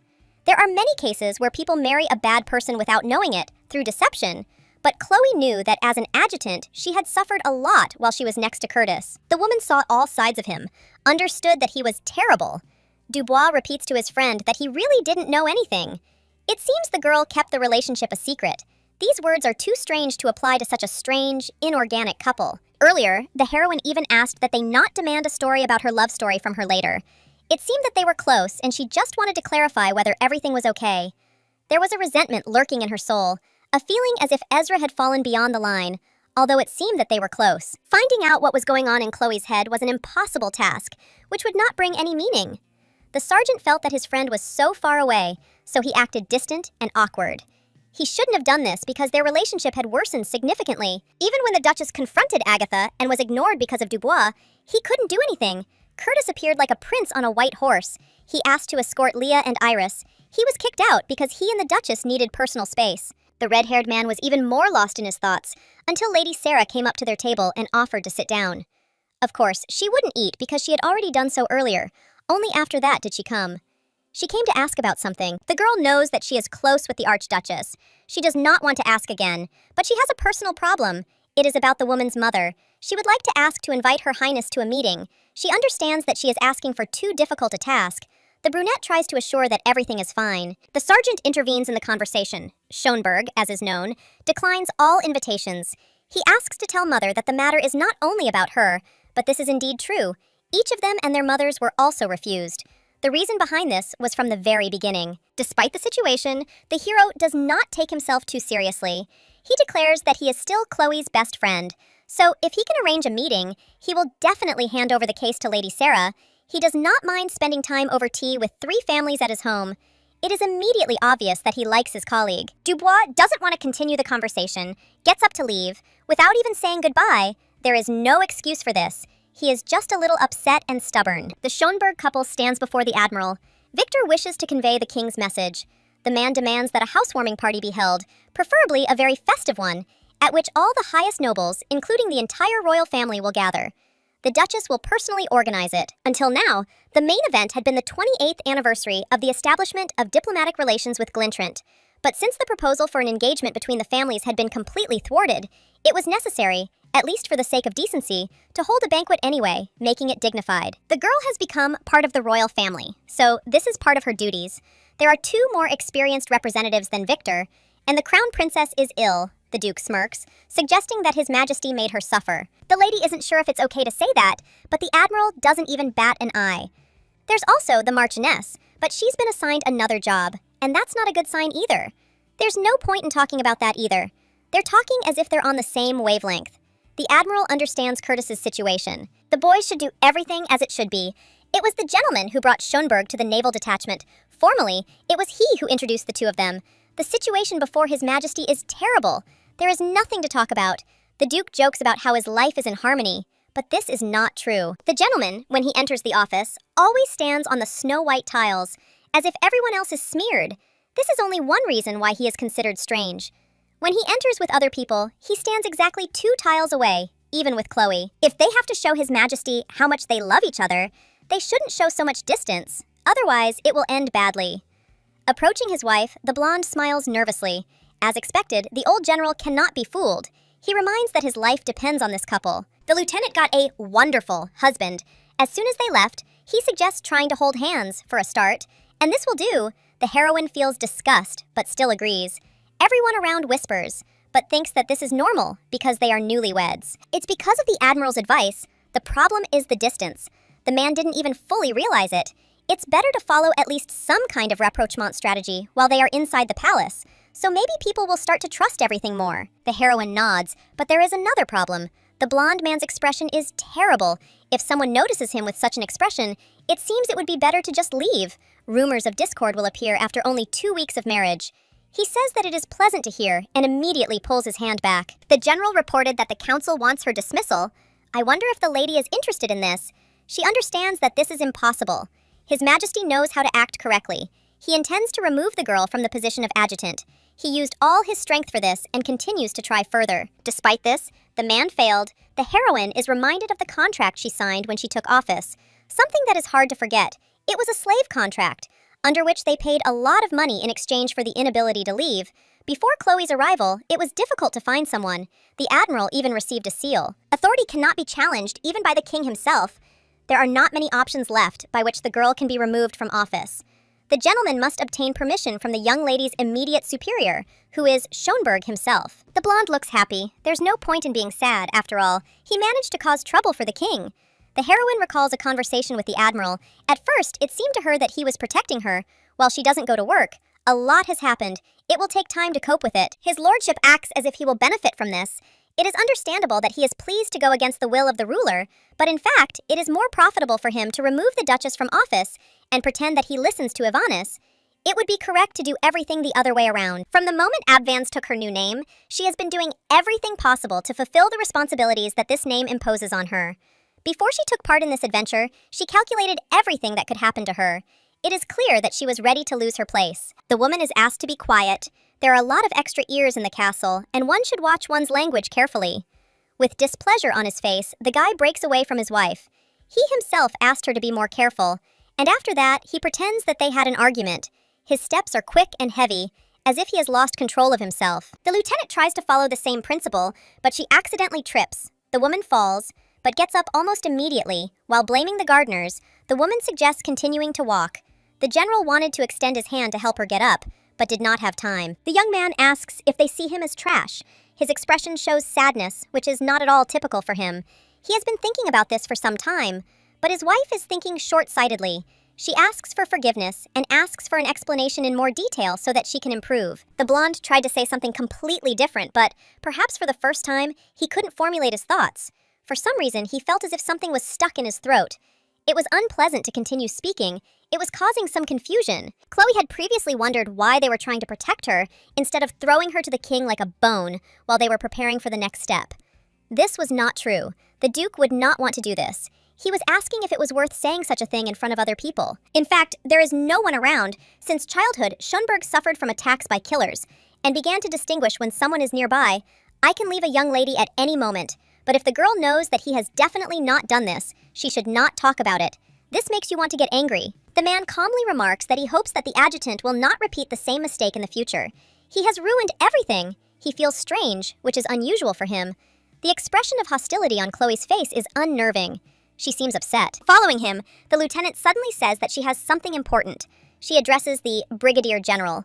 Although she has never called him that before, she hints at the third clause of the marriage contract, according to which she must always be obeyed. At the moment when the man showed his displeasure, the girl was about to yell, but she remembered how her sister had once advised her to calm her temper a little, which was already difficult, and yet, if you kill your character, then she herself will die, so it's even better to kill your opponent. Finishing her thought, the maiden advises Curtis to consider her as his superior and respect her as much as possible. It seems that this was a condition of marriage with the officer. She is not mistaken in this, so he will still have to obey. The man is ordered to take 2 full steps forward. He is more obedient than Chloe thought, but he will have to look up too much, and this is not entirely convenient. To continue a productive conversation, the lady suggests sitting on a bench so that she can look down. We have to answer questions that, in a sense, are completely meaningless, because the chain is still unraveling. The general has been serving in the detachment for 12 years, longer than many of those under his command. I'm interested in whether the man knows how long it takes to train a new recruit. 2 months have passed. They got married only 10 days ago, not that long ago. The girl hasn't yet been able to master all the rules of high society, considering that she has never been a member of it. Her becoming a duchess was unexpected, and the next 2 months can be considered a training period. And it is known that newcomers make many mistakes during the training period. There is nothing wrong with that. Because training takes time, Chloe admitted that she made a mistake, but it was worth explaining only once. Curtis apologizes. The moment is exciting. The maiden finally hears such pleasant words coming from the Duke's lips. The one who wrote this agreement is a good man. She finishes off the Brigadier General, asking if he loves her. What is the point of treating his beloved worse than the recruits? The man somehow managed to become such a person, to climb to his position, which is surprising. If he has absolutely no patience, it seems that his mood has worsened in this case. The girl can make a return. She ominously shows not the ring that is on her ring finger. Smiling for just a moment, the young man explains that if it were possible, he would have listened to His Majesty's words long ago. The words are informal, and this is a deviation from the script. The story has gone too far. The Duke suggests ending. He was wrong in the way he behaved due to his carelessness. With a sudden movement, the young man pulls the young lady's body closer to him. He asks her not to move, because there is a person standing behind them who is watching the conversation. Curtis again asks for forgiveness. This time, he gives a clearer explanation. The words upset him a little and made him behave inappropriately. Either the young man is sincere, or this is just a fake. To play his role well, the blonde understands that his wife was right. However, he cannot help but notice that wasting one of 3 opportunities like this is extremely stupid. In the future, a better option may present itself. Pulling away from the tickling, the girl imitates her sister Leah. She was always told that if you keep something for too long, it will turn to shit. The Archduke laughs slightly. He pulls Chloe closer again. This is the reason why he can't throw her straight into the clutches of His Majesty. It is impossible to leave the Duchess in front of Ivaness, who will be attacked after a few words, be it the Admiral or the authority of the Master himself. We will have to use all available cards. It sounds as if Abvance will be protected, but this is impossible. Before calmly explaining himself, the young man swears to one thing. No matter what his wife thinks, he is not going to throw her to his brother as bait and end everything. He would rather go to Glintrant than act so vilely. His facial expression changes to surprise. It would seem that these two are separate from each other. Except for the mission, they have nothing in common. Similar to the words he would say to another person, the Brigadier General understood what the main one wanted to say. This can be considered unearthly happiness, especially in this case. They are still being looked at. Only, there is more than one person standing in the bushes now. The man suggests that he also kneel before the Duchess, so that rumors will spread that he is crazy about his wife. He might stain her clothes, but for some reason, this no longer bothers him. This is also due to impulse. Chloe is to blame for everything. The young man fell for all the provocations. Although they were all quite childish, she hooked him again, completely overflowing with emotions. He even hugged the girl. All this for the first time for them, which makes him feel a pleasant sensation, but also excitement. It was time to slowly rise. The lady still could not believe what was happening. Apparently, he was imbued with Victor's teachings. Since everything was learned, nothing stood in the way of applying everything exactly as the situation required. They are already leaving, but since the situation allows, the blonde takes the lady by the hand again. The fact that they are a married couple is a well-known fact. It would be silly to be embarrassed. The heroine could at least pretend that everything is fine. The young man is also trying. He hates holding someone's hand. The Archduke must maintain his dignity, but it is much more important for him to show that everything is fine in their relationship. The brunette resigns herself and begins to increase her pace. She decided to take the shortest route to the knights, so the man is obliged to remain silent while they are nearby. Curtis continues to talk. He doesn't want to keep silent. For some reason, his mood is quite high. He can't stop laughing the whole way until they separate. Schönberg is in the king's chamber. His older brother, who is raging and fuming. The younger one has ignored direct orders for the 4th time.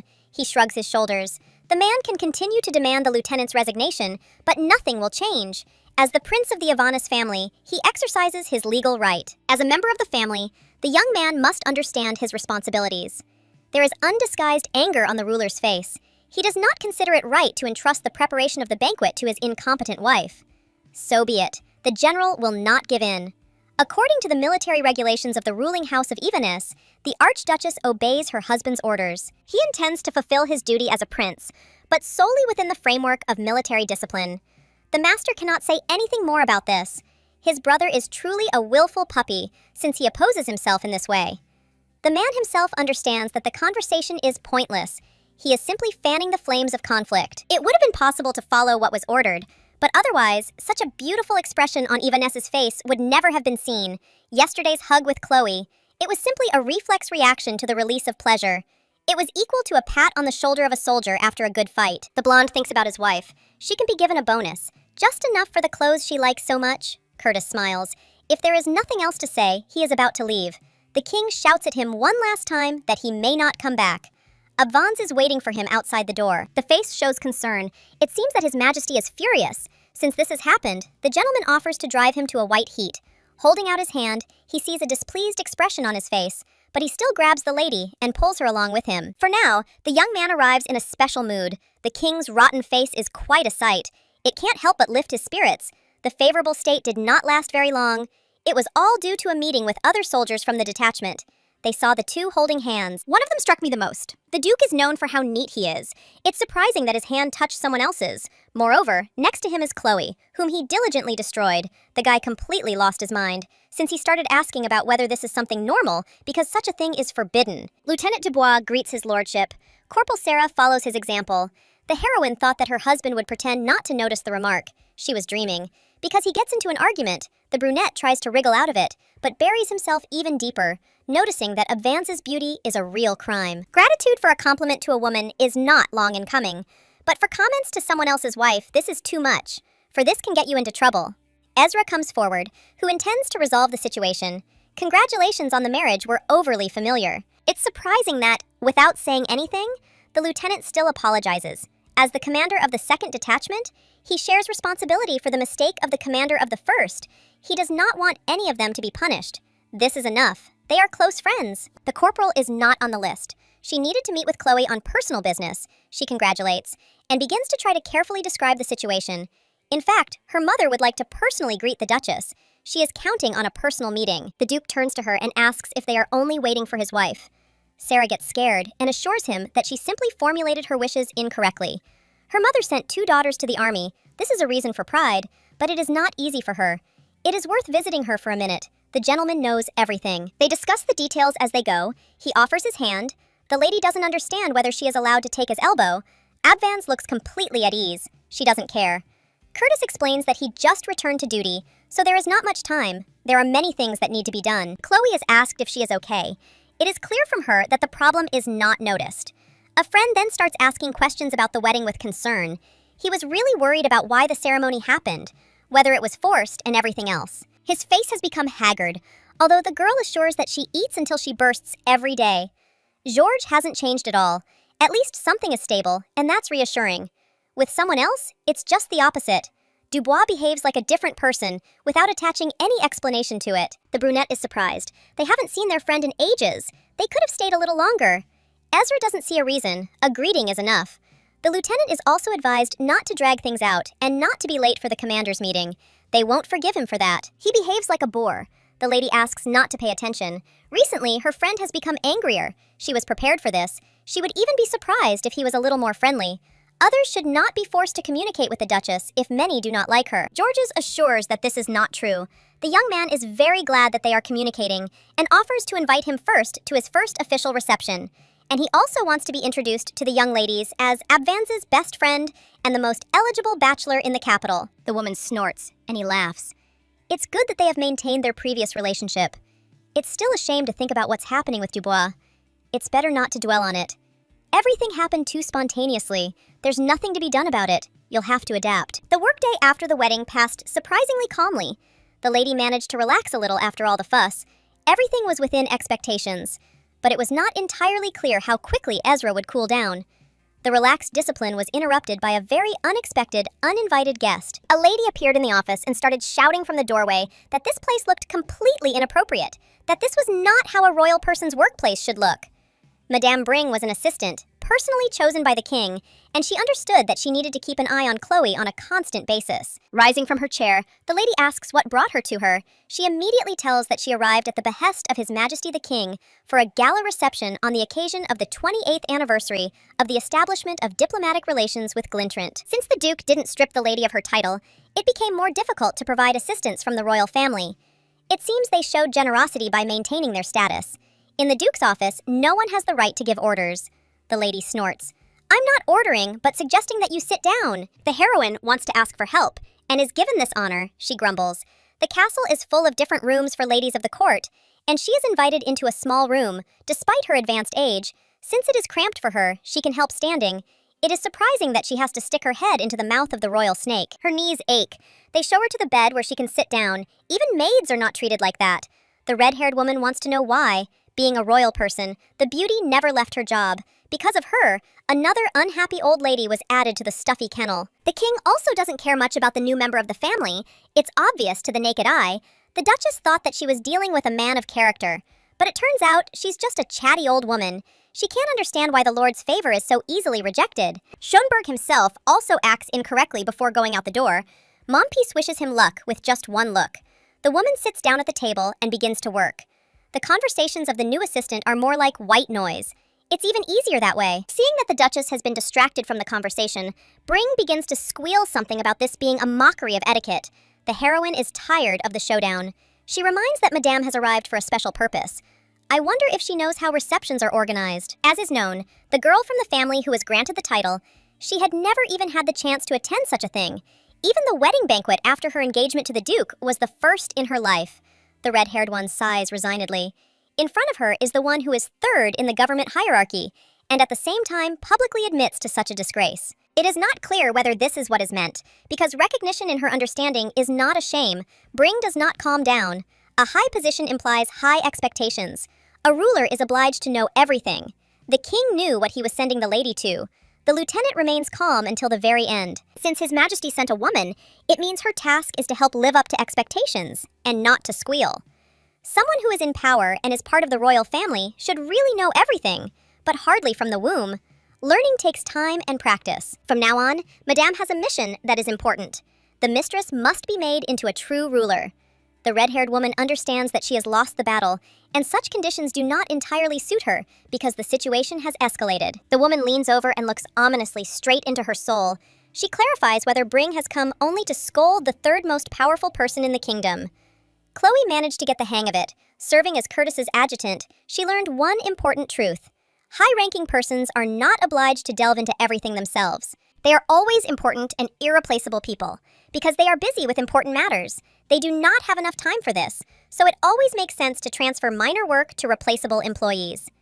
In the past, the girl was constantly bombarded with the Duke's work, which left her with many nerve cells. The preparation of the royal banquet is an important matter. It should be led by Schonberg's wife. This right belongs to her, but there is only one catch. It is not fitting for such a high-status person to take on all the tasks from start to finish. The organization will be the task of Madame. Smiling with a sinister smile, the beauty shows with her appearance that she knows her rights. First, they will determine the purpose of the banquet and make a list of mandatory guests. The goal being the 28th anniversary of the establishment of diplomatic relations with Glintrant. First of all, they will include the Glintrant delegation and everyone connected with this country, since His Majesty kindly sent an assistant.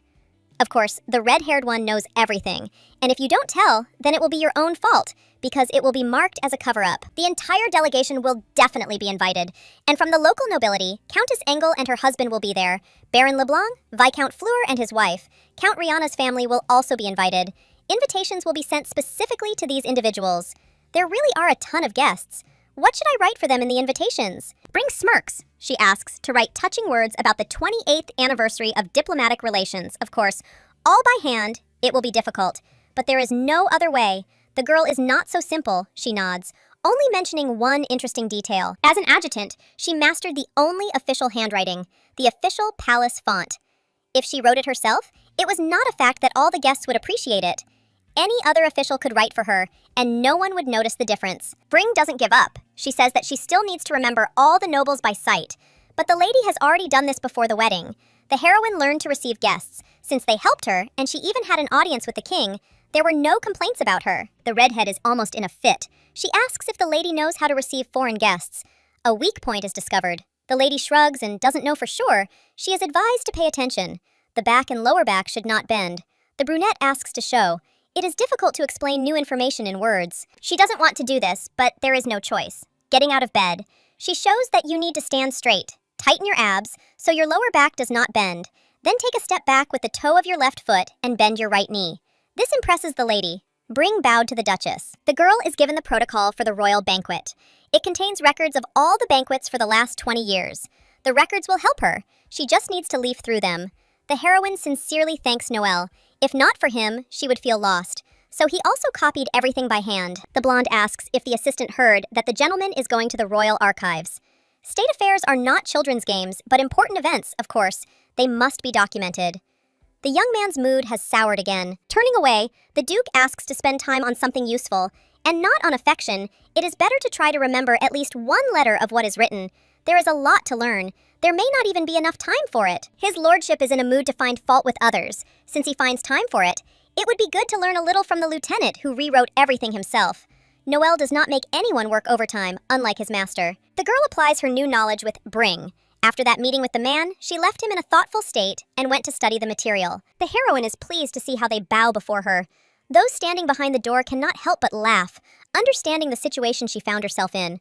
The red-haired one asks whether the attitude shown to her was only sincere praise and modesty. The challenge is accepted. There is no point in joking anymore. It is better to answer honestly, to show that she is not as weak as she seems. Bring shouts that she sincerely tried to help, and in response received such an attitude.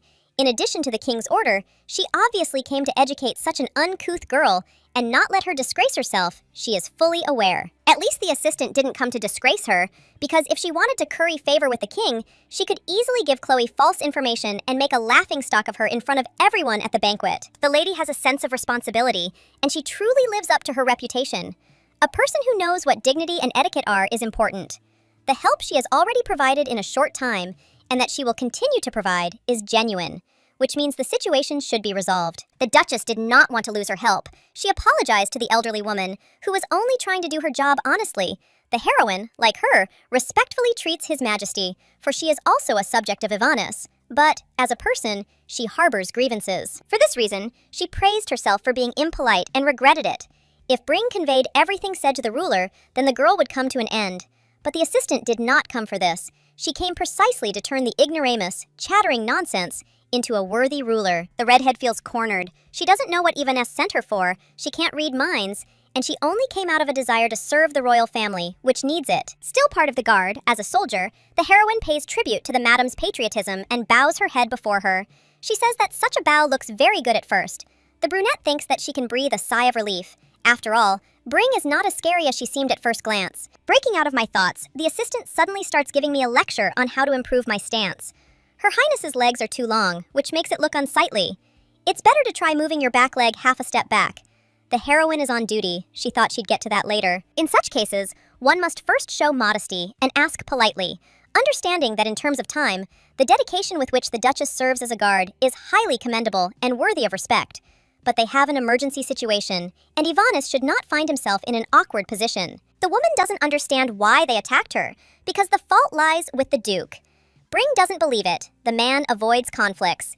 During the day, he personally took the protocol of the ceremony for the reception from the royal archives, and Noel is proof of this. He came, citing a direct order from the master, and asked in detail about the location of the protocols. The general appears as if from nowhere. It makes no difference whether he gave the order or not. Only the result is important. The man heard the entire conversation. As usual, he appears at the most opportune moment. Since everything has gone this far, it would be best for Madame to fix everything and be responsible for the mistress until the very end. It will be easier for everyone, of course, except for her. Before the diplomatic reception, I still need to make it to Eleanor's meeting. Time is running out. Working hours are allowed to be used. I need to do everything possible to train the Duchess. She must be exemplary. The man directly states what is required. Madame agrees. Chloe feels like a shadow, as if she doesn't matter. Other people decide for her, which is not entirely surprising. Her Highness is dragged away to begin the first stage. Time passed quickly, the day everyone had been waiting for. When they were tired of demonstrating the fruits of Bring's training, arrived much sooner than expected. In addition to her task, Abvans also decided to come to work, without immediately explaining the reason. From the very morning, Her Highness found herself swamped with work. For the first time, she went to the hall, where she was already greeted. Shown to a seat, the woman was informed that this was the main chair, which belonged specifically to her. Eleanor's meeting is taking place. Chloe is officially coming out into the world. On the day of this meeting, the girl is first met by a familiar face. She is the same one who fought under Curtis during the war years, Sarah's older sister, Theodora de Tournier, whom the heroine also knows through the detachment. Her Grace is pleased to meet the lieutenant. Her husband talked a lot about her before the meeting itself began. It is worth going to the prepared place, and then everything will begin. The Marquise of Flanders is not there, which means that the woman will occupy the most honorable place in the entire hall. Closer to Schönberg, of course, are the highest ranks, and a little further away, a familiar figure can already be seen. It is Agatha, who is just as dissatisfied as Chloe herself. The Duchess can endure time in her company because she sees in front of her Laura de Gaultier-Cloy, a fellow naval officer. The redhead was surprised when she suddenly learned the news. She asks if the lady has forgotten about her. It's nice that nothing happened, and even though many years have passed, they still remember her.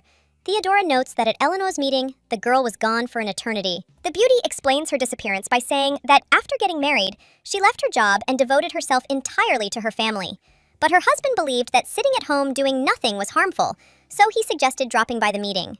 When she found out that Chloe would be there, she immediately plunged into memories of her youth. The brunette doesn't remember them being so close. She only joined the Navy for the money. Everyone shied away from her back then, but Chloe is still happy to see her and asks to be allowed to still consider the girl her friend. Of course she agrees. Smiling, the heroine calls her by name. Everyone in the room gasps, because no one is allowed to do this. The lady does not know how best to get out of the situation. She did not mean that she was allowing it familiarly. A lesson with Madame Bring comes to mind. In the army, it is customary to address people by rank, regardless of their relationship. At Eleanor's meeting, it might be a little different. If someone allows themselves to be disrespectful, it will be an insult not only to the Schonberg name, but also to the entire royal family. And one should be careful with this. The girl doesn't want to humiliate Viscountess Gautier, so she tries to resolve the situation calmly. She explains that mutual respect and harmony are especially important in friendship. The lady has come to strengthen their personal friendship and ask for help. The green-eyed one also didn't come just like that. She didn't come to support out of personal sympathy, so the Duchess shouldn't rely on personal connections if she has an important matter ahead of her. She hopes that she explained it clearly and they can understand each other. Looking around the room, Schonberg waits for a reaction. She feels a little awkward saying this, but she hopes that everything is fine.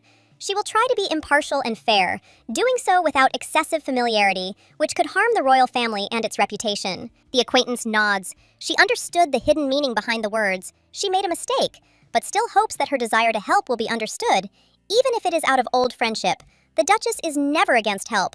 On the contrary, she needs things to be easier for her. Everyone is given different tasks. I would like Lady Felpatine to take on the preparation of the dishes. Since she has experience, my head is spinning. Too much needs to be taken into account. If not for Theodora, the situation would have noticeably worsened. Maybe she should have been the Archduchess and run the meeting. It seems that everyone will be busy, except, of course, Her Highness. The girl is reassured that coordinating decisions is the most difficult thing. Ideally, this should be done by the prince's wife or the Marquis of Flanders. It is unknown whether they will even be at the banquet. They have placed a heavy burden on fragile shoulders. Social skills are also incredibly important, and it's not just organizational skills that play a role. If the Duchess is having trouble, people from the assembly will help. Schonberg may seem harsh, but she is kind. At one time, in the Navy, no one at first understood why she was like that. After a while, everyone loved her and began to feel more comfortable. The brunette doesn't know how to react. It feels like a compliment. Abvance has always been straightforward, but this trait wasn't immediately understood. It took a little time to talk, and everyone immediately saw what she really is. They intervene in the conversation, cutting the Viscountess off mid-sentence. Agatha remarks that Gautier is not so close to the lady. If she were to experience her art of conversation, she would never try to object to anything. The ability to anger a person without a single curse is the highest level of skill. Monpiece is interrupted, so that the meeting can continue peacefully. Lady Crayon and Aven are appointed to select the furniture. They, together with the Duchess of Senemuner, will be engaged in decorating the hall. The distribution of roles is coming to an end.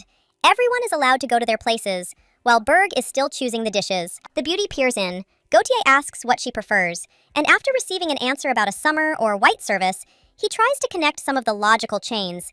The establishment of diplomatic relations with Glintrant became possible thanks to the marriage of the late queen and the previous king. Since the queen has passed away, perhaps the color white will be associated with her death, and this will spoil the whole event.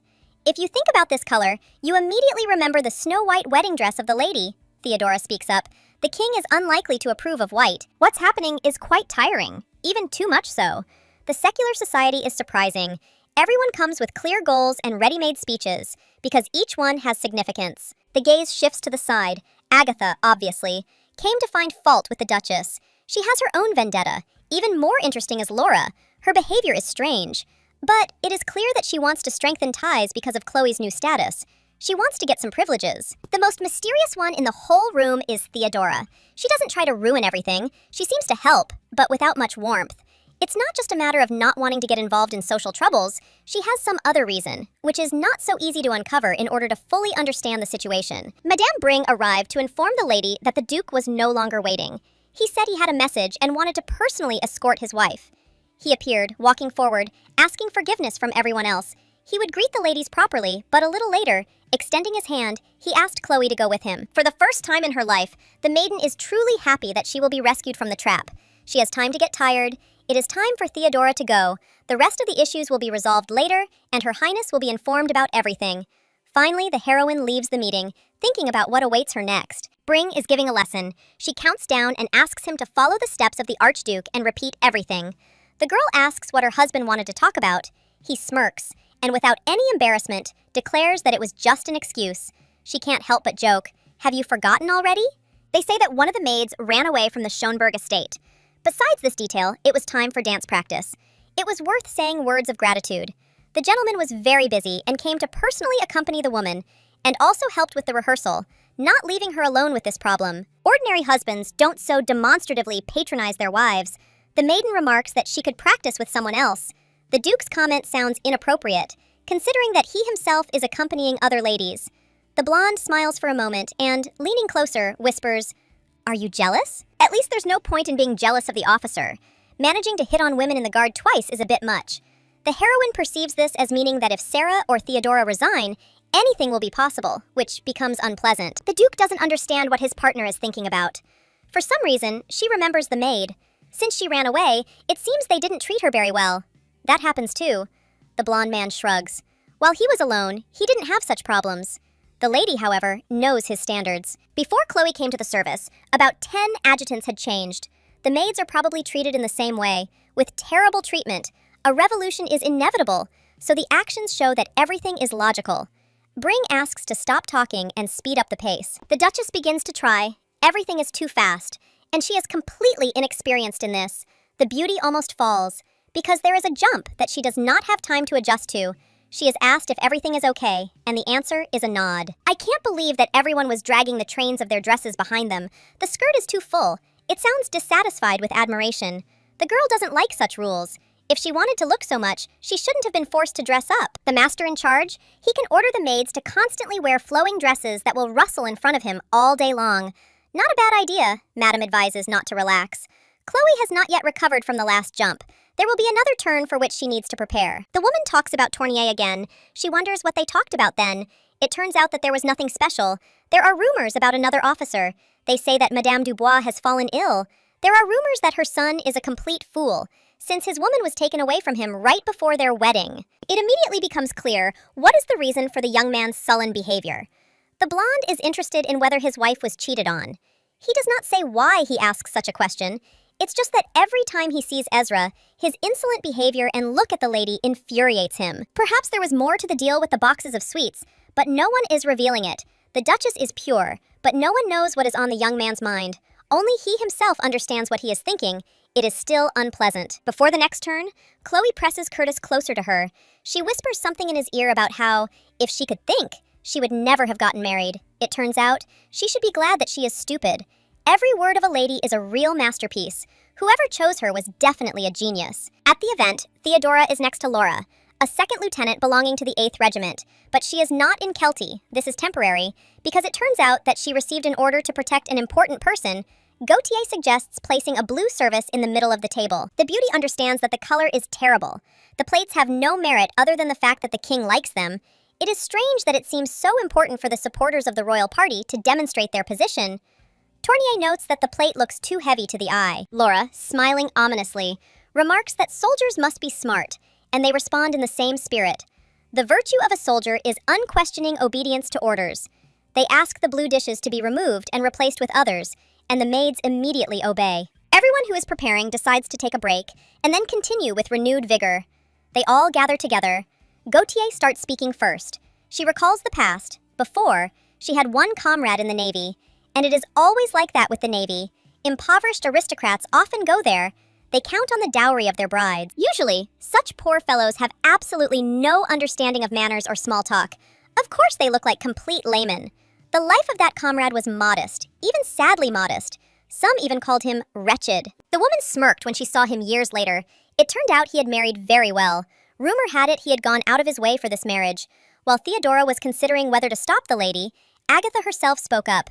Madame Gautier had arrived for work. She should not discredit the honor of the Duke of Berg instead of her duties. Laura smiles, exclaiming that she would never do such a thing. It seems she was misunderstood, although if you listen closely, there is reason for suspicion. But even if the lady said so, she did not expect that Montpie would so fiercely defend the interests of the Archduchess. Agatha can't help but say that she's wrong. She doesn't understand it herself, so she defends the one who stole the man from under her nose. It's strange that she's still haunted by that phrase. When the girl burst into tears in the boutique, she reproaches Gautier. The members of Eleanor must set an example for the honor of the crown. The green-eyed one continues to act stupid. She repeats again that she only told about her unfortunate comrade in the fleet. She did not hint that his younger sister is obviously a half-breed, or that he stubbornly proves their relationship. Those gathered realize that this is already going beyond all bounds. Theodora finally intervenes. No matter who appears in the story, there is no point in continuing to discuss the absentees. The break is over. It is time to return to work. Tournier feels tired. She hopes that the reception will end soon. Madame Gautier this time asks how the initiation is planned. The Archduchess must also undergo a ceremony. She must wait for Flanders, but she has a feeling that the opportunity will present itself soon. The lieutenant has been responsible for protecting Duchess Glintrant for 2 weeks now. The kingdom has a full-fledged guard, but because Duke Berg caused a stir, the responsibility was dumped on an army officer. She is upset, but orders are not discussed, and nothing can be done about it. For a task that boils down to protecting one person, the level of difficulty is clearly too high. The girl constantly disappears. She is not a hired killer, but an ordinary aristocrat, but she has skills that constantly help her elude security, as if she becomes a shadow. Previously, Isabella had an excuse about the garden. She said it was so beautiful that the maiden accidentally got lost.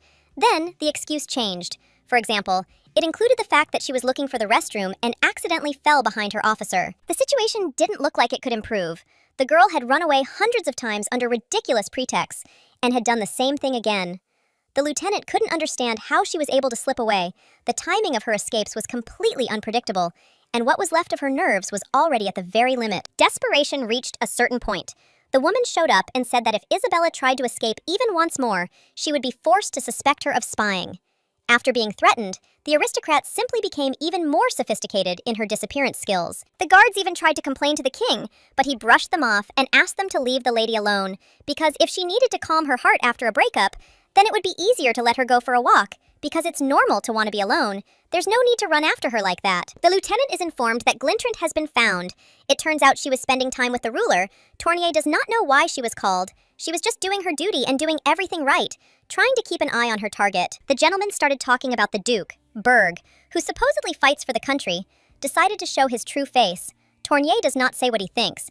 The man gets up from his seat and notices that the girl is also part of Eleanor's meeting, which takes place quite often, with all the important aristocrats. Smiling ominously, not even trying to hide his intentions, Ivanus asks to look after the Archduchess. Tournier hates such requests. She feels uneasy, considering that yesterday she spoke with Sarah, who was incredibly happy after talking with the Duke. It turned out that he accompanied her and asked her to look after his wife. And he also promised that he would visit them with his mother. He just needs to find free time. Everything has become too problematic. Theodora understands that she will be torn between several options. The upcoming event is truly one of the most lavish. On the 28th anniversary of the establishment of diplomatic relations with Glintrant, Chloe Berg's official debut will take place. The summer ball is very romantic, with beauty everywhere that will take your breath away. Rumors begin to circulate long before the event even begins, saying that His Majesty sent the distinguished Madame Bring to Abvans. Yet some are disappointed that the ball was perfectly organized. Although this is thanks to Eleanor's assembly, the king is merciful, since he did not allow any disgrace. The hostess of the event arrived, and Her Highness was immediately surrounded to greet her and compliment her on her impeccable appearance. People are different, and the girl would like to do everything to please everyone. But this is not something that can happen so easily. Her strength is already running out. The maiden is about to eat, even though she is only a temporary duchess. But since that is the case, she needs to enjoy all the benefits. The woman has not taken a crumb since early morning, so she is very hungry. For a simple check of the treats, she got too carried away. There is no prohibition on food among the obligations. Everyone pretends not to listen, so it will be possible to take advantage of the ideal moment. The lady hoped for a more peaceful life after marriage, but her hopes were simply dashed. With more overtime and no time to eat, the heroine suggests the others listen. Everyone knows how the Duke constantly bullied her, rumors have it, especially since the security logs leaked to the press. The guards are famous for their strictness, but they always fed them well. Having become a duchess, Chloe doesn't even have time to eat properly. If it weren't for the ladies from Eleanor's collection, she would have had a really hard time. They supported her during the most hectic period, helped her cope with everything, and the ball promises to be a success. It's clear that the heroine is a little hasty with her gratitude. However, she cannot restrain herself from the overwhelming gratitude. This is truly the blessing of the great dragon Ayabaneris and Granasade. Those gathered admit that for a newly minted duchess, Chloe is not behaving so badly. Those who offered assistance were happy to help with everything that was required of them to consolidate their good image. The lady only has to listen to everyone. Having become the hostess of the ball, she understands that there is no other way out. She will have to squeeze out the maximum charm from herself. The duchess slightly overestimated her strength. The small talk lasted almost forever. The husband offers to bring fruit, to which he is displeased. He recently scolded his wife for gluttony. It seems to him that if he does not eat anything, everything will end badly. The girl agrees to the food, but she asks for non-sweet fruits. It seems she has already talked until the taste of syrup remains in her mouth. The limit has been reached too early, and then comes the official part. They announce that His Majesty the King has arrived. They have been waiting for him for a long time. Staring at the entrance, the brunette freezes with an expression of hostility. It's strange, but Isabella is next to him. She's practically attached to him. Glintrant is acting as if she's already become Evanessa's wife. This can't be done. A diplomatic scandal follows, and the ruler himself doesn't know what he's doing. The blonde snorts. From the outside, it looks like the banquet is being held to celebrate a remarriage. The aristocrats in the hall are also not delighted. Flanders expresses displeasure. Her breath is taken away with indignation. For the sake of his constant desire to torment his sister, this is too much. Her Majesty the Queen was wise. If she had lived a little longer, this would not have happened. Nothing can be done. There are people in the world who are scoundrels by nature. It's just a pity that the king himself turned out to be a scoundrel. He was always mean and tormented the queen just because he didn't like her appearance. He glows with happiness, and that makes it even worse. Flanders has given the signal, but it is not a fact that the young man is ready. The Duke is standing aside. They still have a personal meeting to meet, but for now, the banquet continues. Soon, the event will come to an end. Glintrant smiles at her grace and thanks her for how everything was organized. She is glad that everything was liked. Isabella really had fun. But of course, special thanks should go to the ruler, because he was always there. He failed to act as a matchmaker. The main thing is that at least some friendly relations were maintained. The brunette steps forward and, bowing her head, declares that thanks to Ivanis, an insignificant person like her was honored to host the ball. The king smirks, noting that it is a good sign to be aware of one's insignificance. The woman holds back her anger, while His Majesty is asked not to spoil the pleasant evening with his words. Isabella again begins to subtly portray a sweet companion, causing him to break into a smile. Glintrant remembers the Duke and asks where he is. She would like to say hello to him. Apparently he felt that his failed wife would approach and left early. He will be back soon. Went to say hello to Lord Oslo, the ambassador. The pink-haired one is flattering. They look quite good together. It would be nice to see them standing next to each other. As far as the Duchess knows, she already saw the couple at a wedding. It was delightful, but very soon temporary. She turns her attention to the officer. They say that Tournier played an important role in organizing the event. It is nice that she tried. The woman assures that she did it for Ivaness. Gautier intervenes in the conversation. She notes that she tried for the sake of the Duchess herself. Laura imagines that she personally chose the service, which suited the refined appearance, and the curtains in the hall, and even the carpet, all not to her excellent taste. The ladies who are part of Eleanor are dissatisfied. They all divided the duties, and the girl is trying to curry favor by pulling the blanket over herself. Glintrant listened in silence until the Duke himself appeared. She immediately smiled even more than before and came closer. She was no longer interested in organizational matters. She can't help but notice that Berg looks especially gorgeous, as if he were suited to the occasion. The Duchess speaks as if they have known each other for a long time, but they are meeting for the first time, so such compliments do not seem appropriate to Curtis. She understands, but she has seen his portrait before, and more than once, because he is quite popular in her country, all because of his incredible beauty. Every self-respecting girl has at least one newspaper clipping with a portrait, the blonde chuckles. Do you have one too? With a blush of red, Glintrant reminds her that she was a potential bride from the start, so she too had a cut. The king intervenes, believing that it is time for the Archduke and Duchess of Honor to dance together. He yields Isabella to his brother, and is not against retreating. Even if it were possible, the man hasn't danced with his own wife yet. And this is ignorance, Laura is surprised. All the other couples have already performed their first dance, and after that went to enjoy the rest of the evening in the company of friends with excellent drinks. If this continues, it is unknown when he will be able to give other ladies a chance. Chloe does not dance for this very reason, but she cannot tell. She cannot imagine Berg, obsessed with cleanliness, holding someone else's hand. With his habits, it is unknown when he will be able to fall in love and marry again. Ivanis knows how to behave correctly to push the two together. Schoenberg organized a reception in honor of the anniversary of the establishment of diplomatic relations. If her husband ignores Isabella at such a ball, it will be considered a personal failure of the hostess. Everyone knows that he is just waiting for an opportunity to humiliate the girl. But this situation reaches the point of absurdity. Curtis asks Chloe's opinion. She clenches her teeth to stop her outburst of anger. Exhaling, she gives the go-ahead.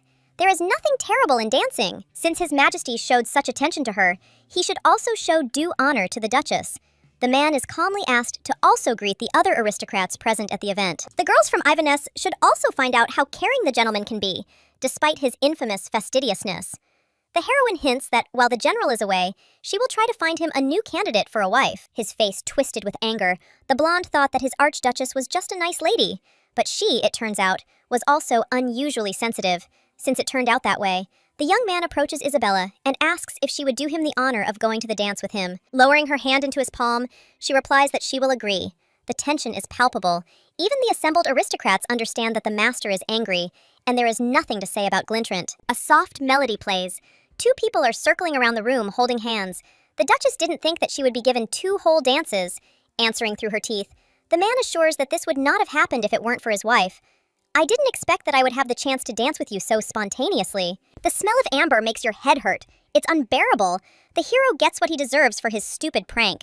The girl tells how she once spent her nights indulging in her dreams of marriage, and seeing him in person, the lady fell in love even more. At those moments, the lady was the happiest on the entire planet.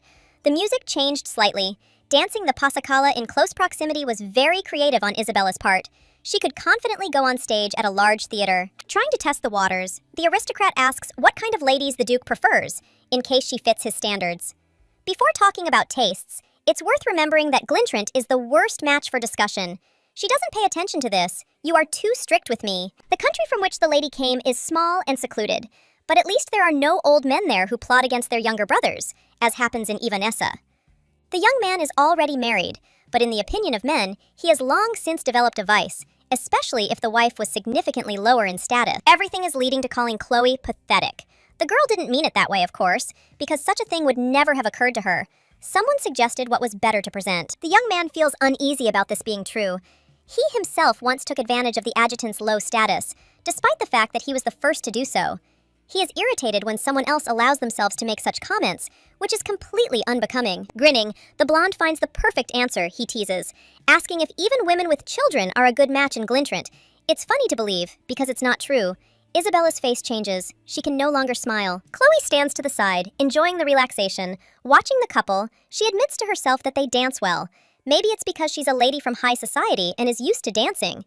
The movements are coordinated. There is not a single hitch, only smooth movements and calm. It's not immediately obvious, but they look simply wonderful together. Even some of the aristocrats standing nearby do not hold back from commenting. Perhaps love changes a person's skills. It seems that they all think about Isabella and Curtis in approximately the same way. Philip appears from behind. Thanks to Chloe, he saw such an incredible phenomenon. He means that it is surprising to see how his uncle is jealous, because this is not usually typical for him. He puts his villa on the fact that the blonde got angry and went dancing out of emotion. The prince suggests taking advantage of the moment while no one is disturbing them, and finishing greeting the rest of the guests. The girl wanted to refuse, remembering that she had promised to help Curtis. She really needed to finish at least one final task. Without a partner, it will be a bit awkward. No one will ever want to help such a psychotic sociopath as the Duke. Soon the girl will be able to find a suitable partner for the boy, and he will not have to suffer anymore. But this will take a lot of her energy and effort. Glintrant didn't even flinch after the Duke's words, although she noticed that it was too bold. Being from Iverness, the hero doesn't consider her an attractive match at all. He suggests that she stop being annoying so as not to disappear quietly. Finally, the lady falls silent. No matter whether she is thinking about how to answer, her gaze switches to Chloe, who is standing to the side. She had a complete failure in finding friends. She wanted to introduce her husband to girls, but if she continues to stand like a pillar, her plan will not bear fruit. He expects to be able to start a conversation with at least someone, and to meet his expectations, the brunette approaches one of the aristocrats. She talks with her for a few minutes, and then everything returns to normal. The lieutenant does not give up so easily and tries to start another conversation. Everything is much better than expected. It seemed that the girl would feel lost, but she is trying to do everything so that there are no failures. Watching from the side, the young man admits that the heroine is like a duckling. She is funny. You want to watch her further. A realization comes to mind. The hero doesn't understand what he's even thinking about. He doesn't understand. That's why he wants to watch it again and again. Isabella speaks up. She notes that his lordship is truly in love with his wife. He tries to brush it off. The man notes that it happens, that one can fall in love with a jester. Even Glintrant herself notes that such a thing is not right to say. His lordship is also the Marquis of Celeria, which means that he is obliged to fulfill his duties in Glintrant as well. The young man did not ask for this title. He could have refused it. But everything is not so simple. This is the only inheritance left by his late mother. The master is rich, and Celeria is a poor land. It would be possible to at least return the country back to the duchy. She spoke of Celeria as if it mattered at all, but everyone knew the king considered it a useless land. The duchess did not know. Leaving a path of retreat was the duty of any commander on the battlefield. The dance ended. Thanks were received. Only the duke was not pleased. Before finally leaving the gentleman, the girl asks if he received the vase that was given as a wedding gift. He nods. The thing is a piece of trash. Isabella winks. That's unlikely. The vase has its own value. Ivana's is a wonderful country, all thanks to His Majesty. The lady was pleasantly surprised when she was able to come to the Empire. You shouldn't say that. But Glintrant is a much poorer state. Even Chloe knows that the ambassador is forbidden to speak like that. The silence is pleasant, but there are very few plains. The proximity of the sea makes agriculture almost impossible. The woman humiliates her homeland, but Chloe has no right to speak out on this matter. The king changes the topic to his favorite. They say the girl lived poorly and replaced the family's parents. She must be happy to become rich. The old man dared to touch upon the most precious thing. My mother and father were real fanatics. They only knew how to research, did not know how to earn money, and dumped their brothers and sisters on the eldest. But they do not deserve to be discussed. Thanks to the grace of His Majesty, Chloe served in the Navy and lived without need. The younger ones received a good education. Eric is the best cadet of the Royal Academy. Leah has been leading the law department of the capital's school for girls all year. And the youngest of the family is studying with a home tutor. The girl was always devoted to the crown and served diligently. To tell the truth, they didn't have enough money, but Abvance raised the boys and didn't let them go hungry. They weren't a burden to anyone. The family is something to be proud of. The king caught up with them again, although you're certainly nowhere near the duke's wealth. Schonberg comes to the defense, thanks to this. He was able to fit into Chloe's ideal life. Wealth is not the main thing, but alas, some are happy only in luxury. They cannot fill their lives with anything else, no matter how hard they try to do it. He considers himself a pitiful soul for entering this camp, and is therefore glad that he can adorn with jewels a woman who is beautiful, even without necklaces. Ivanis is interested in the moment of the Duke's late greed. It seems that his condition has awakened unnecessary ambitions in his wife. The gentleman was informed that she had gravely insulted Glintrant. It was not a question of marriage, but of something else. For this, the girl needed to be asked. Before this, Isabella, as expected, sent wedding gifts to the couple. She sent 32 gifts, including a jade vase, a national treasure of her country. The woman explains that she received a gift, and the vase was used to decorate the dining table. It looks magnificent. The Marquis of Flanders is sent to bring that very vase. He rolls a tray into the middle of the hall. Amazingly, 2 identical vases appear before them. They found this thing in an antique shop on the street Papetin and Iziali. The property of the country cannot be sold in the shop. Of course, the gift was immediately confiscated, and after interrogating the dealer, it turned out that Chloe personally ordered her maid to sell it. The girl grew up in poverty, but this is no reason to sell a state relic for profit. This is considered excessive greed. The Lord turns to Isabella. If she knew everything, she should have consulted with him. She should have been more careful. That's what the king thinks. Min, be that as it may, it happened in the house of the royal family of Anis. The investigation was carried out as quickly as possible, and the Marquise herself took part in it. Upon examination of the vase from the Duke's residence, it was found that it was made of glass, while the one confiscated from the fence was genuine, made of jade from the Tawai Mountains, and was presented to Her Majesty the King about 30 years ago. Usually, in such situations, the royal guard would conduct an investigation, but since the matter was related to Berg, his sister carried out the investigation personally, which is the reason why Flanders did not appear at Eleanor's meeting and did not prepare for the event. This doesn't concern Curtis. There is evidence that his wife personally sold the vase. He is against it. After the wedding, the girl spent all her time with him. The maid is mentioned again. The relic was not sold personally, but acted extremely secretively. Just recently, one of the residence's maids went missing, and when it was reported, the mistress didn't attach much importance to it. Isabella stood there, wiping away her tears, trying to understand why she didn't like the gift, but she couldn't come to a conclusion. The king suggests that sudden wealth has awakened greed in a girl from a family that had never known luxury. He speaks in a veiled manner, but it is not difficult to understand what exactly he means. The ruler asks not to go so far and tries to calm Glintrant down. A gift from an incredibly beautiful rival may have irritated Chloe. The Archduchess is called forward to give her own answer, a lump in her throat. They are trying to disgrace her, resorting to cruel, pathetic methods. It was mentioned earlier that one of the vases was a fake and had been taken from the estate. It was usually not allowed to take things without the owner's permission, but given the circumstances, the king politely asked the butler to accommodate. The man was told that the gift would be taken for analysis to preserve His Highness's reputation. He was taking revenge for the previous service inspection. They would question him. The vase was one of the most valuable gifts, so the Duchess always kept it close to her. It was impossible for him to tell from the very beginning whether the relic was genuine or a fake. There were always a lot of people in the Schönberg residence, and it was not a fact that the thing could have been taken out unnoticed. This would be problematic even for the most virtuoso servant. The conversation turns to comparison. If a gift was taken away in the morning and a fake was brought back in the evening, the man would not notice it. He complains that he does not have such a keen eye. Even if someone with such experience could not detect the substitution, the fake was of the highest quality. To secretly order such a skillful thing in such a short time would require a considerable fortune, apparently. Resources on the level of the Archduke's family were needed. Chloe is completely confused, and this amuses His Majesty. He presses until the very end. They don't want to condemn a noble lady for having pocket money, however.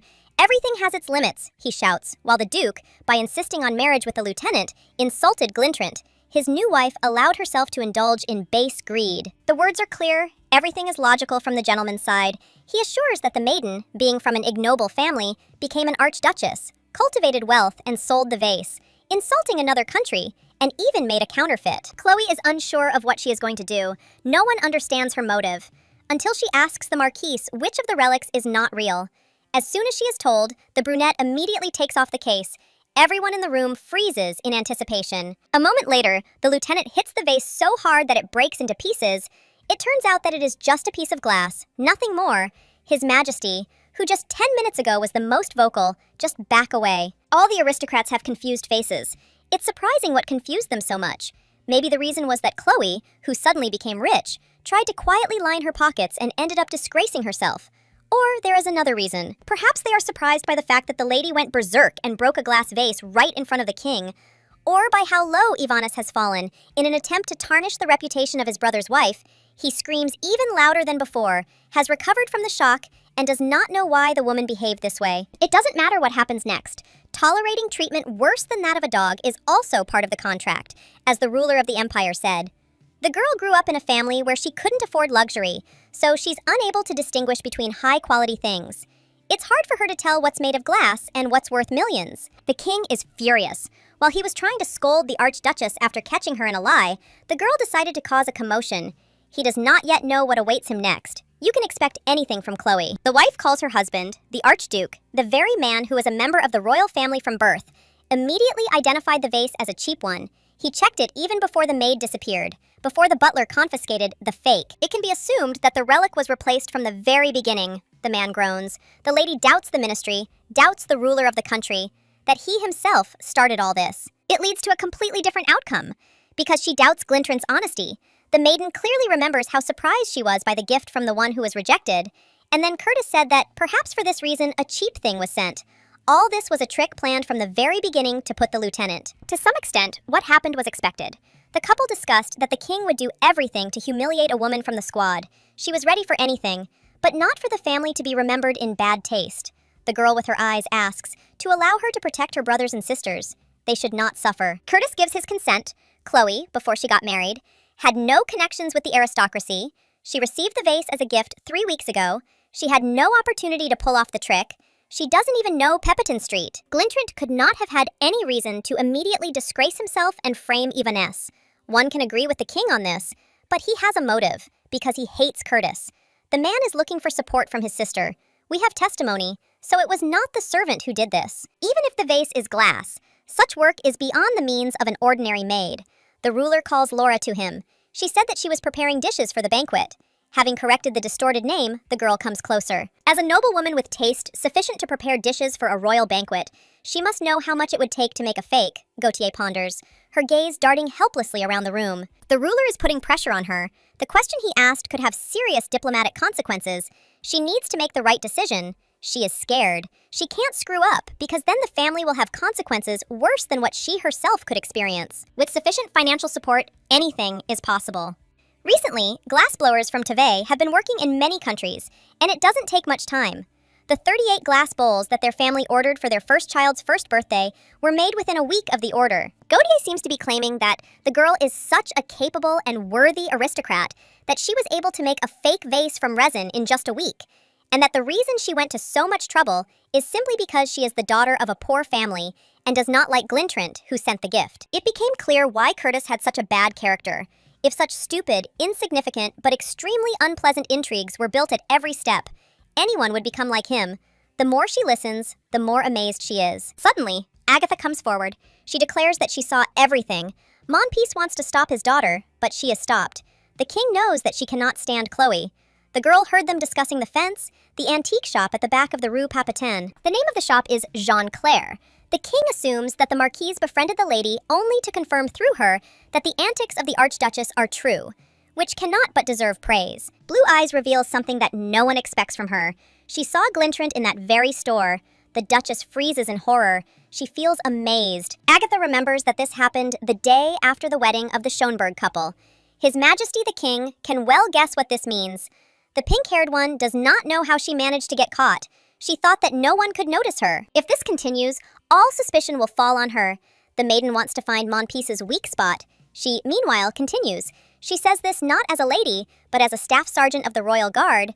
She saw Isabella talking to the owner of the store, Jean Claire. The girl remembers an important detail. She smiles. Noting that perhaps the lady was mistaken, she shakes her head. The pink-haired girl has such a beautiful appearance that it is impossible to forget her. Isabella had heard the name before, because in front of her was the heroine of that very incident. That story with the tearful marriage proposal that happened at one of the receptions. Agatha's face flushed. She was ashamed. It was possible to find out the name only because the beauty was among those with whom the marriage with Berg was discussed. Monpeace was 17 years old at the time.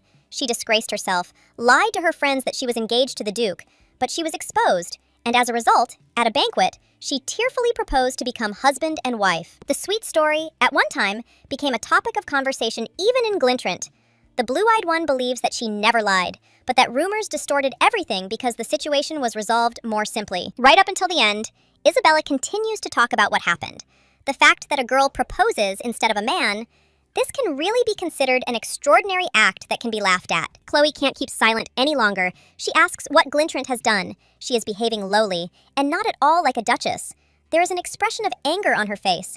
Everything has gone too far. Agatha was confused about her feelings. She was only 17 years old when she met her older brother's friend, Curtis Berg. He was the very man who could make the young lady's heart flutter. Only one meeting and then, she put everything in its place. It was love at first sight. The girl constantly discussed Schönberg with her friends. He was simply amazing. Newspaper illustrations did not even come close. He was the most beautiful man that Agatha had ever seen. Without even suspecting it, the young man had won a place in her heart. Each time, the beauty told how she fell in love with Curtis at first sight. She promised herself that she would definitely marry the Archduke. The secret entrusted to her friend was instantly distorted by rumors. Everything reached the ears of Schönberg himself, who was surprised that he was engaged to Monpeace. The blue-eyed girl experienced the greatest feeling of shame in her life. Because she confessed her feelings, strange rumors began to creep in, and she did not want this. The gentleman understood everything, because the girl was also put in a difficult position. That day, the blonde dropped a phrase about gratitude for feelings. The words made her head spin. Not fully realizing what she was doing, the girl asked if she could be considered as a companion. The Duke not only refused, he behaved rudely, declaring that such a thing would never happen. The leniency shown to the girl because of his friendship with her older brother ended. The man was no longer going to pretend that everything was normal. That day, the world turned upside down. After Curtis rejected her love, Agatha cried all day. Naturally, as happens in high society, she became the object of general ridicule. They talked about her as the one who proposed to the man. It was discussed as funny gossip, and only the intervention of the Count's house of Monpeace made them stop. After several years, passions subsided, but this story remained a wound from the past that should not be touched, and especially not rubbed with salt. Isabella acted terribly. She makes everyone remember the shame again. Ironically, no one supported Agatha. Only Chloe, the one whom the maiden hated so much, was the one who wanted to help. Tears appeared in her eyes. The aristocrats couldn't believe what was happening. In such a situation, the Archduchess was defending Monpeace, and this impressed them all. Everyone's first love was awkward and clumsy. There was no point in discussing mistakes made in the past. It may be true that the story was distorted by rumors, but the Duchess knows better than anyone that this is an unpleasant topic for the girl to discuss. considering that the girl was not even there when it all happened. Isabella's mention of the situation seems like an attempt to get out of a difficult situation. Everyone remembers that the matter really wasn't about Mon Peace. It all started with a fake vase and false accusations of a gift being substituted. The pink-haired girl finds the courage to joke again, noting that friendship is especially touching between two ladies sharing the same man. Agatha explodes. She is already on edge and does not want to discuss friendship with the one she hates. The king asks to stop the discussion and return to the main problem, whether the Archduchess sold the vase or not. It remains to be seen, according to the butler's testimony, that one of the maids sold the gift and ran away. Even the man himself is trying to make it clear that he didn't say exactly that. There is only one way out. Chloe is obliged to present evidence that she did nothing. She has already said that she has nothing to do with this matter. No one is listening. The two relics themselves are clear evidence that Abvance has set everything up. Lady Mompis's testimony is not taken into account. The words of some 20-year-old girl cannot be considered clear evidence. She herself does not know what she is saying and may have made a mistake. Compared to this, the butler's testimony and the disappearance of the Sudanese woman from the residence are two clear evidence. The Duke asks to say something. Just now, His Majesty cited as evidence the disappearance of the maid. This should be dug a little deeper. The man wants to report that one of the maids of the Duchess of Glintrant's retinue has also gone missing, right in the country, in Ivanis. The king is surprised. He did not expect this to be true.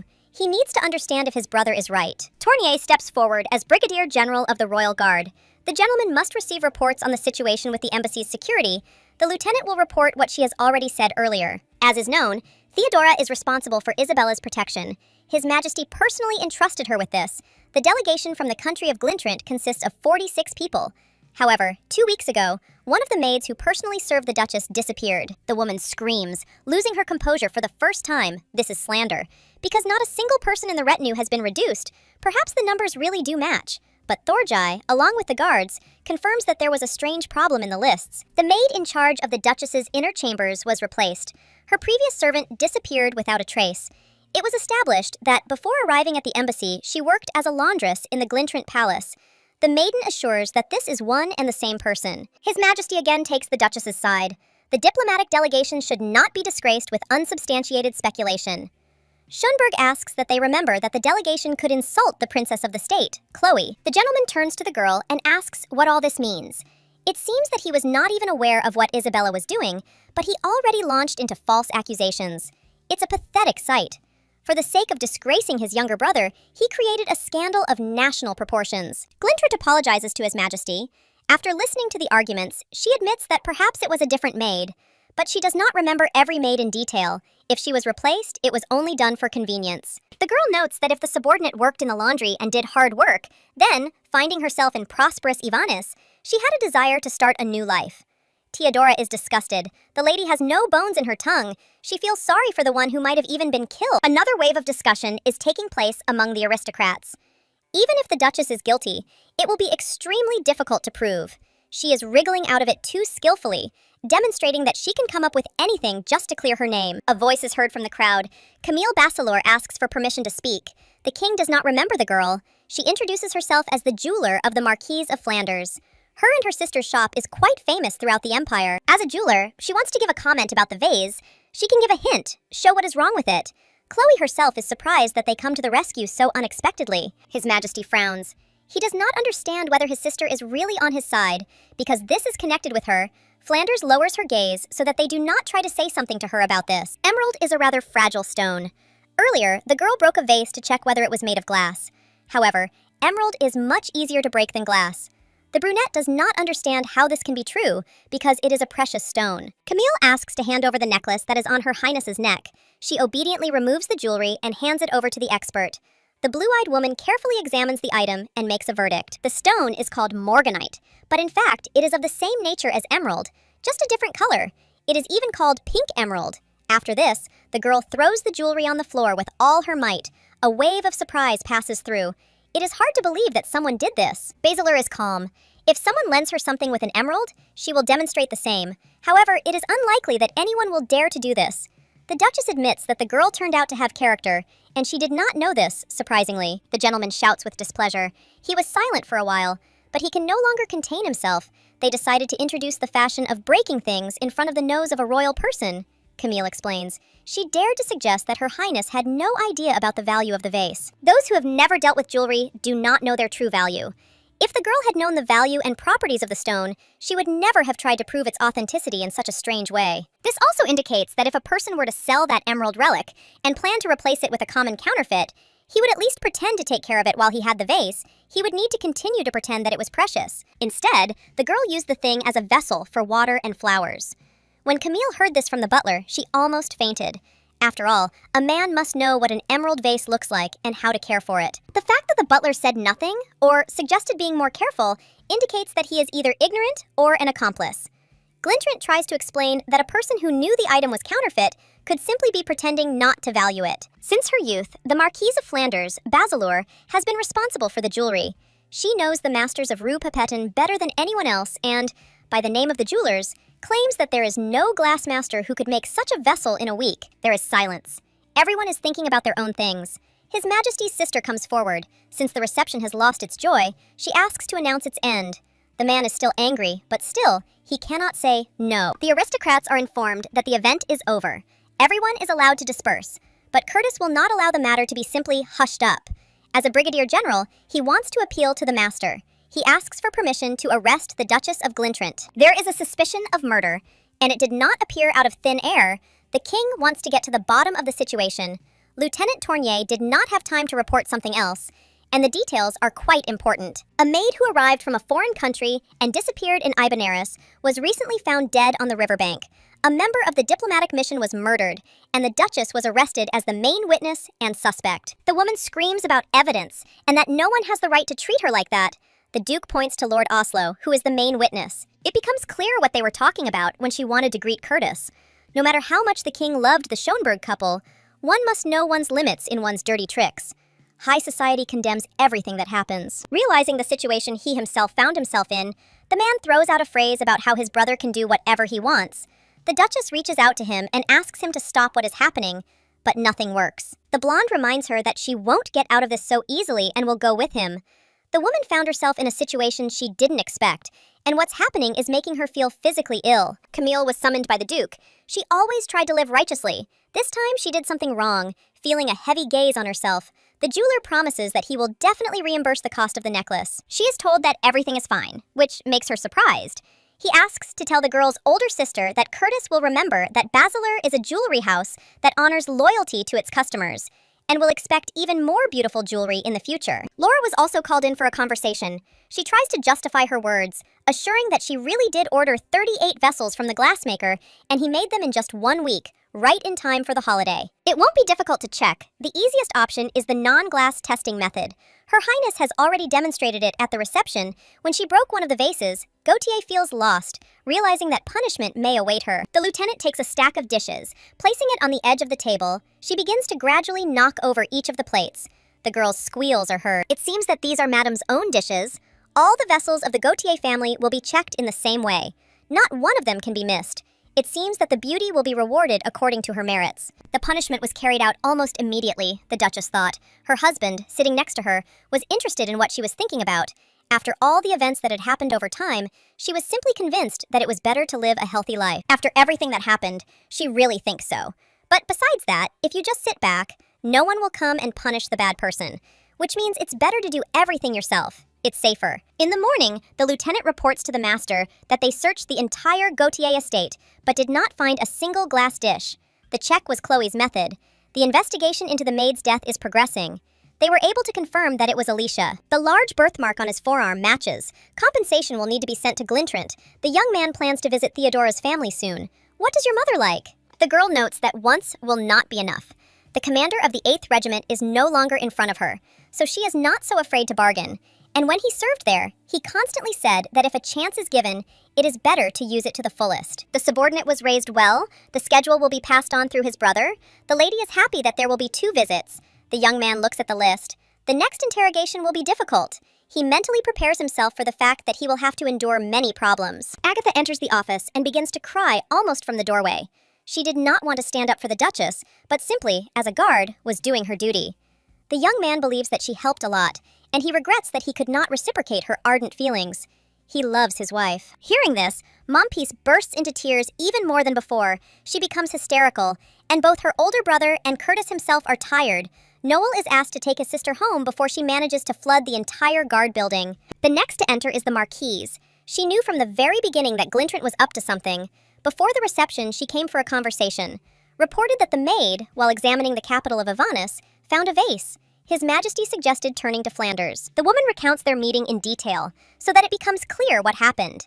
The heroine was shocked by what was happening, but decided to figure out the situation. It seems that the maid who found the item was the one who was killed. The Duchess was asked who this girl was, but she replied that she could not give a precise answer because everything was shrouded in mystery.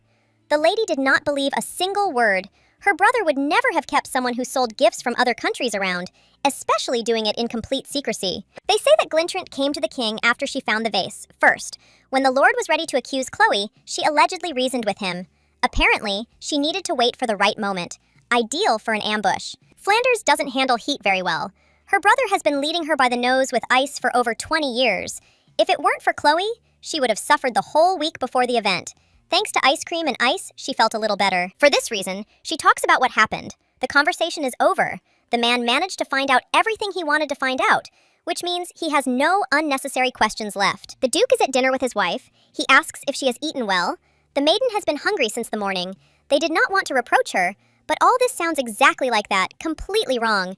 The king does not even let them go home. Remaining in yesterday's dress, the maiden does not feel at her best. She feels dirty. She was sitting in the adjutant's office again in the same outfit. She cannot go to the dining room in this form. Julia brought some lounge clothes, but it turned out that this wasn't the best option for walking around the guard headquarters.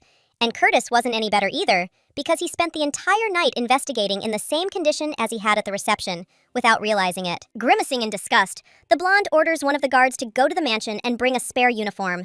The Duchess also needs clothes. They will have everything they need very soon. Because of Chloe, the young man feels a little awkward. She doesn't understand why everything is because of her. It's all because of her character. Looking with an angry look is useless. The lieutenant thinks that she is right. This will not make the form appear faster. While he waits, it would be more logical to interrogate someone else. The conversation turns to how Glintrant should be punished. The beauty suggests listening to the girl first, her expression calm. It's amazing where those words about not sitting idly by, and, on the contrary, it's better to punish the villain before passing judgment, have disappeared. Chloe wants to understand what made the Duchess behave the way she did. There is a reason, but whatever it is, it doesn't give her the right to insult Schonberg. That's the wrong attitude. The brunette nods. She agrees with that. The adjutant grinned and noted that, from the words spoken, she almost believed that she was truly loved. After freezing for a few moments, the gentleman found an answer. The girl had not gotten enough sleep to allow herself to do something like this. The name Berg carries a lot of weight, but if someone hears it, they will look like a couple who are putting their relationship on display. If possible, you shouldn't say such things when someone is nearby. She gives consent. Let's talk about pressing issues. The Duchess doesn't even have to be in the place where they were all left. All the evidence points to Glintrant being the culprit. The girl herself continues to keep her mouth shut. She hasn't let slip what's wrong, even though everything is obvious. Taking the report in her hands, the lady decides to study it a little, just to be aware of what happened. It turns out that His Majesty was completely on the sidelines. Openly criticizing the king is not the best idea, but it was not possible to hide it completely either. There are articles in the newspaper that subtly hint at the ruler's mistake. Not everyone belongs to the royal faction. The original plan was to put the blame on Chloe and force a divorce. But since everything turned out badly, the brother wants to deal with his former ally as soon as possible. 2 deputy foreign ministers have applied for indefinite leave, most likely secretly sent as ambassadors to Glintrant. And all the information that Curtis has collected about that kingdom, having received intelligence about a possible engagement, falls into his hands. Judging by the circumstances of that woman's appearance in the royal house of the country, she had one child. This was hidden very carefully. Initially, the royal family wanted to get Schonberg. They didn't care who the wife would be. The main thing was that she would be easy to control. Isabella was chosen based on the principle that she would obey. She is a beauty, but for someone else, she is just someone whose life has no meaning. If left as is, she will disappear without a trace on the way home, and people higher up will deal with her. This will be more convenient for both countries. Curtis does not consider this his concern, but the woman is a little worried about it. They advise her to think about herself. Even though Chloe washed, she still smells bad. Soldiers are allowed to do this. A hand touches her hair. It is disheveled in all directions. Apparently due to uncomfortable clothes or a hairstyle, she can't even eat normally. The brunette is thinking about how best to answer what is being asked of her. She was so criticized, and the Duke himself smirked contentedly. The lady promised that she would change into her uniform. She did not want to be labeled a prostitute. She wanted to keep quiet about it, but accidentally let it slip. It all happened in the morning. The mood among the security was tense. Chloe's stomach, which had not eaten anything all day, began to make strange sounds. She needed something to eat. Because of the investigation, she was locked up. No one was allowed to go home, although she should have been grateful for the fact that she was locked in the adjutant's room, considering herself the victim in the whole situation. But she could have ended up in prison. Then everything would have been much worse. The woman couldn't wait any longer, so she got out of bed and walked to the exit, opened the doors, and appeared in the doorway. Initially, conversations were heard, but as soon as she left, everything stopped. The soldiers stared at the lady. It was somehow awkward to go to the canteen in such an atmosphere, although they were still very hungry and had no choice. The lady approached the guard standing closest to the door and asked how the official investigation was progressing, while the witnesses were being questioned individually. And when it was the Duchess's turn, she would be contacted. The conversation was interrupted by an offensive word. Someone called Chloe a prostitute. This is not surprising since the king publicly announced that Abvans could be poisoned, that service in the guard would not be easy, but nothing could be done about it. Initially, this is exactly what the girl had been counting on when she signed her contract. The girl asks the sergeant if she can order food delivery from the cafeteria to his office. Before the wedding, she always ordered delivery during night shifts. The conversation was interrupted by a young man who chuckled when he noticed that an important member of the royal family had come to visit them. He accused her of walking around the office in her pajamas and waiting until she received food in bed. The girl was offered to go back, but she listens and only asks to mark the request received, because it is also quite important for her to get food, otherwise her stomach will completely fail. A familiar voice, Captain Henri is offered a test of strength. He has long wanted to check what his face is good for. Ezra is not going to stand aside when his girlfriend is insulted. He hits the enemy before he even has time to come to his senses. The other guards begin to shout, and soon they too begin to fight, simultaneously blaming each other for various reasons. The lady understands that this cannot continue. Without giving the sergeant time to come to his senses, the Duchess takes his pistol and shoots at the wall right next to Henri's head. The lieutenant is asked if she is crazy because she could have hit him right away. The woman is calm, she knows her rights, and came not as one of the guards, but as Schonberg. Besides, she still has bullets left. The pistol touches her forehead again, not allowing her to object. Ezra hits the boy again because he calls the lieutenant crazy. The situation escalates again. The second wave of the fight is not long in coming. There is such a noise in the corridor that the senior officer has to come and sort it out. After some time, they finally manage to separate those who had been fighting with each other all this time. Dubois is asked how he could have been the first to get into a fight. He wouldn't want to sit and wait until he got hit right in the face. The Duchess wants to figure it out on her own and asks a question, smiling slightly. Ezra answers in his own manner and then laughs. Obviously, he impressed Her Highness. Maybe he ate something wrong. The cafeteria should be checked to see what exactly was wrong.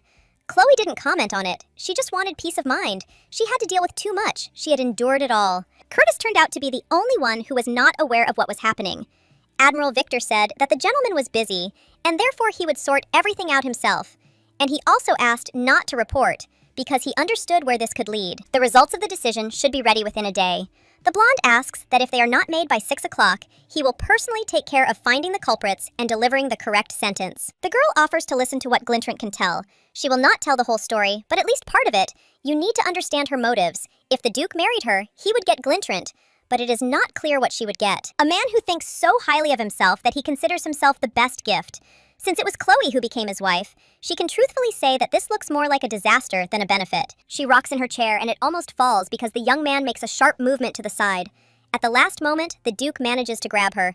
Just a little more, and the girl could have hit her head. A slight fright was felt, which was present even in the Duke. It seems that for a man, the most important thing is character, not appearance, because without a good character, there is nothing to talk about.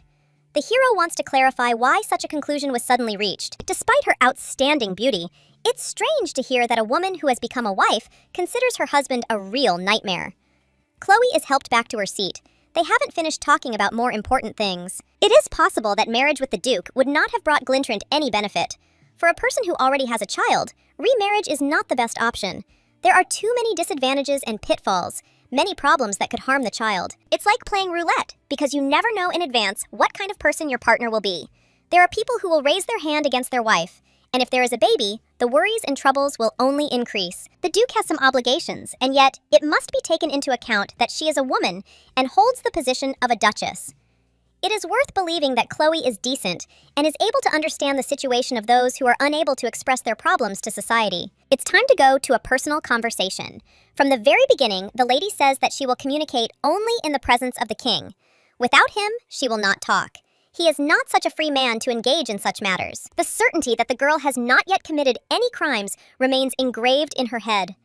A lady under suspicion of murder is usually the criminal who is told that evidence is needed. Besides another problem, the girl is accused of insulting the royal family of Avanis, which is not such a serious charge compared to murder, but it is almost proven after what happened at the event. It is worth remembering that the Duchess and Duke also belong to the family. Insulting anyone related by blood to the ruler is punishable by death. Even circumstantial evidence will be enough to execute the lady. Lowering her head, she sighs and smiles. Obviously, His Majesty has seized on a wonderful opportunity. He will not immediately object to punishment, even if it is based only on circumstantial evidence. When some time has passed, under the pretext that the situation with Glintrant has become difficult, he may place the responsibility on his lordship and send him to a foreign country. He has his own plan. The wife intervenes. This is already crossing the line. They are talking about things that are unlikely to happen. The girl is trying to trample the ruler into the dirt, smiling. The lady notes that he does not even deserve a gutter. He crawled into her bedroom twice. Under the pretext of comforting the lady, he constantly arranged drinking parties. But there is something worse. It is difficult to count how many times he attacked her while drunk. She endured all this time because this is not important for a woman with a child. The pink-haired girl laughs. She notes that it looks like the Archduchess is still unmarried. She was just called by her title. The talk turns to that blood on the bed linen. The prank was extremely unsurprising. Many were fooled, but the Duchess could not be fooled. The gentleman still cannot understand what exactly she is getting at. She had never been so open before. It was known from the first day that the couple married for love. They themselves confirmed this, and a man who loves his woman will not advertise the details of his intimate relationship so that other people can visualize everything. Even if they deceived everyone and married for convenience, it doesn't change anything. There are many aristocrats who enter into contract marriages, and there are also a huge number of those who sleep in the same bed but don't feel love. The girl is not given the opportunity to object. If they shared the same bed, there would be no need to deliberately shake the blankets, since the situation developed this way. It would be enough to satisfy each other's mutual desire and sit in the room together for a couple of days. With their actions, the lovers scream that they are not sleeping with each other. The lady does not understand why Chloe does this. After all, she was howling for a man with wealth, position, and excellent appearance. Berg has a smug expression on his face. The words flattered him. When the Duchess got married, she thought that she was incredibly lucky, because at least her husband was not some old man. Only after some time, she began to understand that this thought was quite stupid. His lordship decides to meet her halfway. If Glintrant admits his guilt, he will help provide protection from his older brother. At least in this way, it will be possible to provide the girl with a better life. She will not accept something that she is not completely sure of. Thanks to the fact that the woman called him trash, she managed to tell a piece of the truth. However, the Virgo does not intend to continue ranting. There aren't many options. Either be killed based on circumstantial evidence, or admit your guilt and become a criminal. Even if you manage to escape punishment, in Glintrant, only death awaits you. The Archduchess didn't even think about it right away. There was no possibility of negotiations. The conversation was about Celeria. The Lord didn't need the land at all, and the king didn't need the state either. He was only interested in wealth and the country that would become rich thanks to it. Nobody needs a small country. The young man doesn't even need the status of a marquis. If the girl wants it that way, he can refuse it too, and handing it over to her would be as easy as pie. Presumably, even that won't help. Celeria herself is not what the beauty really wants. The gentleman insists on being honest with him, in which case he will be able to provide the assistance that is due. If His Grace were the Duke of Therasmenia or Tacarecta, they would certainly cooperate with him, but he is a member of the Ivaness family. The answer is ambiguous. The lady reports that the king is already beginning to suspect that the two did not share a bed. A person's personal guesses are one thing, testimony from a servant is another. The next scandal may break out from the butler's lips. The two study the information in more detail. The Duke feels slightly irritated and asks if the lieutenant always reads information like this, lying upside down. She is not in an interrogation room and does not see a problem in lying down for a while. The young man is not in a better position either. He is sitting on the floor next to the bed because he decided it would be cleaner there. The beauty does not sit on the chair because it is hard and does not allow her to sit in one position for a long time. She is offered to replace it only if she is able to work. The beauty begins to tell that she could do with a pillow and a footstool, that improved working conditions are needed not to rest, but to work more. The girl is becoming more and more like a master, and this amazes her. The conditions are slave-like, but for 10 million coins a year, the position is advantageous. The girl again plunges into studying the documents. Isabella bears the surname Blackwood. She has a son who is being held hostage. She comes from a ruined, noble family. Her first marriage was to an old man from a wealthy family. However, her husband died 6 months after the wedding, and she moved to another city without even receiving an inheritance. Changing men like gloves, the girl earned money by working as a kept woman. One of the aristocrats she met there was the son of King Glintrant's nanny. The nanny didn't like the girl and slapped her, who responded and was brought to trial. The heroine met a manager named Blackwood during the trial, married him, and even gave birth to a child. The enraged nanny appealed personally to the king, and he learned about Belle thanks to a complaint. Upon seeing her face, he not only dealt with her, but also adopted her, making her a princess. Apparently, the man considered her too beautiful to simply get rid of, so he used her beauty to broker marriage deals. He thought that the one who had her son as a hostage would do everything that was asked, and the truth could only be obtained from the lips of the Duchess. The pirate Bartholomew seems to be the answer. The 2 cities that the lady mentioned both have a port, and they also border the Soroba Sea, where the Pirate King operates, which makes it possible to immediately begin a punitive operation. Compared to this, the help that the Duke offered was not so attractive. The maiden could not even achieve the desired result to please King Glintrant, so she was not that good. While reading the information, Chloe brushes her hair back with her hand, which accidentally ends up right on the young man's face. She bends down to remove it all, leaving just one last hair that the girl doesn't have time to remove. Obviously, the man is uncomfortable being touched. His face changes expression when he is angry, usually becomes serious, and when he gets even angrier, he laughs. Usually he blushes only when he is worried. The girl cannot give a logical account of her behavior. She recalls the words about how they fell in love while working together late at night. She was always sure that there was no chance for love or simple sympathy. Seeing the Duke in this light, the lady feels as if everything has changed. She almost admitted the thought that he likes her, which, in fact, still remains more than an absurd assumption, considering what he is like. Chloe forces herself to pull herself together and reminds herself that the young man doesn't like her and never will. Anything can happen, and their intimacy is nothing special.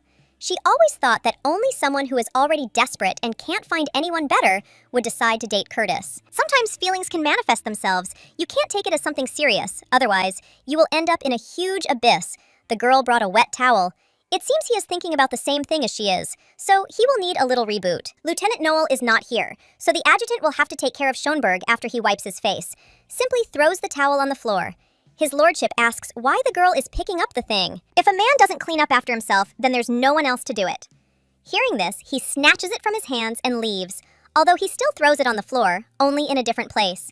An aristocrat doesn't know the value of things at all. Schonberg is once again convinced that the room is a bit cramped, and by playing on his pity, the beauty shows with her whole body that she was always very uncomfortable working late in such conditions, although she was not the only one who worked overtime. His lordship has a separate bedroom and a private bathroom, and the bed is comfortable. It must be very pleasant on it.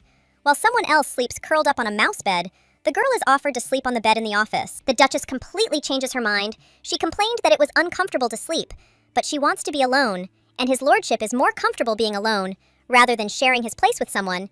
He is not going to let his wife in.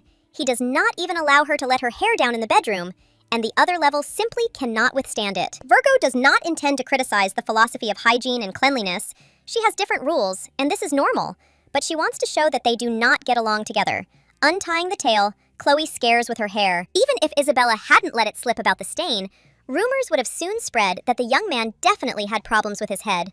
To have such a reaction to a simple gesture, it was better to only say something insincere so diligently when they were in front of strangers. First, you need to deal with one problem, and then think about a relationship. Curtis said that he wants to have an affair, but at this rate, it will be difficult for him to find someone for himself. Time is running out. The heroine was sure that the young man would forget about everything. If Glintrant hadn't interfered at the banquet, it would have been possible to select at least 1 or 2 candidates. The blonde man asked again, as if he didn't understand what they were talking about. It's unlikely that a lady would choose those at a banquet who would be suitable for security or something like that, he snorts, considering it incomprehensible. No one discussed the fact that a lady would be allowed to choose a new partner. All this hints at the fact that the man wants to choose for himself. It is his right, but it will be difficult. With all the problems that the Duke has in his head, it is difficult for him to get close to someone, but it is worth trying. The girl is not joking when she says that she wants his lordship to start a new relationship as soon as possible. This is the only way to get out of a situation that is not entirely comfortable. The contract is still ongoing. The Duchess has the right to share Schonberg's bed, which has gotten her into the king's disfavor, but ultimately, when night falls, she still has to sleep on a prison cot. She expected this, so she endures, but she won't tolerate it forever. Constant humiliation will not be to anyone's liking. On top of all this, something happened that was bound to happen under no pretext. There is no guarantee that the accident will not happen again. There is a distance, while it is still safe. The heroine wants Curtis to quickly find someone who will suit him. After all, they are not destined to be together anyway. The lady does not plan to blame the young man. She was not hired for this. Sitting down on the bed, she invites him to sit next to her and continue the conversation. When he doesn't receive consent, Schonberg cleans the bed and offers again. It's amazing how he managed to fight with such a character. After becoming a brigadier general, he no longer goes to the battlefield. Regiment number 8 was always at the front line. They told how the detachment fought, wallowing in mud and dust, and on the Gulden front, for 3 days in a row, they sat side by side with soldiers in the trenches, most likely. There they had to restrain themselves with all their might and endure. What's happening in the castle can also be called a war. They say that soldiers on the front lines suppress the feeling of guilt for murder with a strong fighting spirit. And it was the same at the wedding, because everything turned out the same way for the lieutenant. It is impossible to live with such a feeling forever. It is difficult if your whole life becomes a battle. The goal of marriage is to find peace and quiet. If you suffer just a little bit, everything will definitely work out and you won't have to suffer anymore. Peace means peace of mind, but only for the Duke. The Duchess is already feeling well. She only needs material well-being. The day when the lady completes her mission and returns to Abvans will be the day when everything will finally get better. It seems that it would be better if His Majesty dies. We must continue to be patient. The blonde remains silent before asking the most important question. Does the lady mean that he needs to sleep with her? Chloe doesn't know how to react to this. She didn't expect it to be a reality. The Duke also suggests clarifying something. When he said to sleep in his bed, they are not obliged to sleep together. This is not written anywhere. Apparently, the girl was so jealous of someone else's bed that she was offered to change rooms. One feels ashamed. No one warned the lady. However, looking at how happy she is, it becomes a little offensive. The young man reaches his hand to his cheek. He finds the advice very appropriate. One cannot pay attention to some hair for the sake of spiritual well-being or more for the sake of Chloe's material well-being. The Duke will act according to the plan. It will be difficult for him to do what is required, but the best solution would be to get used to the hair so that in the future he does not shy away from others. To get used to it, he needs to get closer. Curtis jokes that they can do this earlier and not waste time on it. The girl tries to cling to the crumbs of reality and reminds him of the agreement, which stated that Chloe would not invade her personal space. Only halfway through the sentence does she realize that the opposite situation was not specified. One could say that the young man follows the advice and recommendation of the young lady. He doesn't care about anything. He is forced to move on to another plan. Getting up, the lady suggests going to his lordship's office. On the way there, the girl constantly looks at the different flowers in the corridors. She has developed a love for them.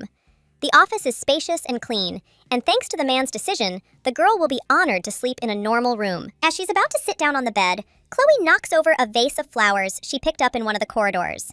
She's counting on the general's mysophobia. The Duke would be better off sleeping in his residence, and she'd head back to the adjutant's room. Smiling ominously, the young man takes her by the shoulder and calmly says that since this is how it turned out, the two of them will sleep on an uncomfortable bed in the office where Schonberg was going to go. Neither of them will be able to sleep on a wet bed. The Duke said that he loved cleanliness, but the girl was counting on something a little different. She needed to be much more careful. The young man enjoyed lightly mocking others, and feeling cornered, the Duchess didn't know whether to use her second wish. It seems that the lieutenant is crying, she assures him in return, but her eyes are red. The hero, surprisingly, asks for forgiveness for his behavior. He did not think that everything was so serious. It was unpleasant, but without stopping, the man behaved inappropriately. The lady can sleep at the table in the office or sitting. Schonberg demonstratively leaves, but he has stopped. Everything is so completely in order that Chloe is even ready to sleep in the same bed. They go to the office. The bed isn't that dirty. The sheets have been changed, even though Abvans herself managed to lie down in them, but it's tolerable. The Duke's standards of cleanliness are quite strict. He needs to disinfect everything that has ever been used. It all comes down to the theory that Chloe liked her boss. She realizes that she regrets her decision to lie down next to him. It's logical that she must have had separate incentives, otherwise she wouldn't have been able to hold on to the position for 3 months.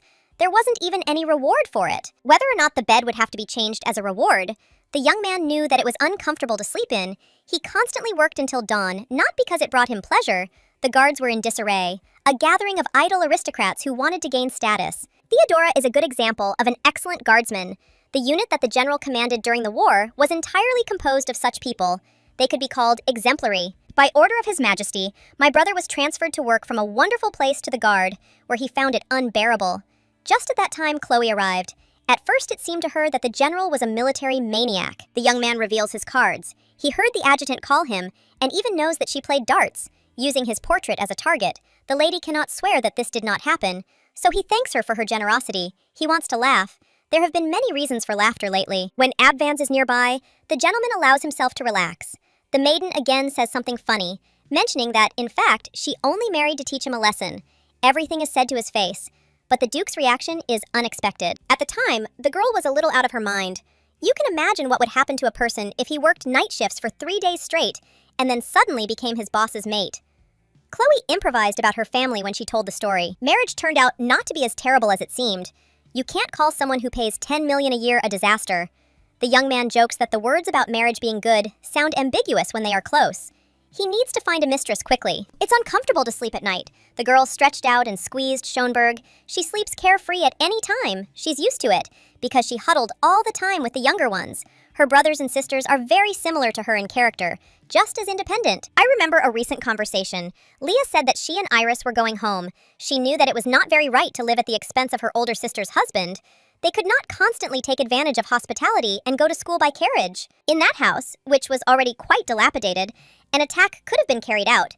It was possible to find out about the condition without arriving at the place. The Duke checked everything. The place turned out to be truly ideal for hired killers. The house is small and old. There are small rooms, 2 or 3 old beds, and on the wall there is an illegible map and traces of Iris's presence. The young man wonders if the Duchess slept there just as peacefully. The world is full of those who do not get along with their families and are ready to kill them. Of all the people the master knows, Abvans is the strangest and funniest. He hears the voice of his mother, who has been haunting him for a long time, advising him to die because there is nothing good in such a life. It becomes hard to breathe. The sensations roll in. Chloe calls Iris and presses the young man closer to her. The voice has disappeared. It becomes easier. A strange feeling of safety finally appears. It has become noticeably better. Despite the fact that the hair touches his body and face, he does not experience such strong aversion as it used to. He needs to move away. Inside, he is fighting the desire to stay in the arms. If the Duke moves away, Chloe will wake up almost immediately. The bed in the adjutant's room is the same as the prisoner's, but it turns out to be much more comfortable than one could have imagined. The prisoners are living too well. It's not right.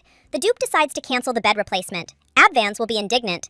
But nothing can be done. It is necessary to quickly complete the investigation and close the case in order to fire Philip from the residence, or keep him under supervision. Early in the morning, one of the detachment commanders came to see Lieutenant Monpiece and asked him to do something with the adjutant's office, hinting at what was going on there. The brunette couldn't believe his ears, so he went to check everything out himself.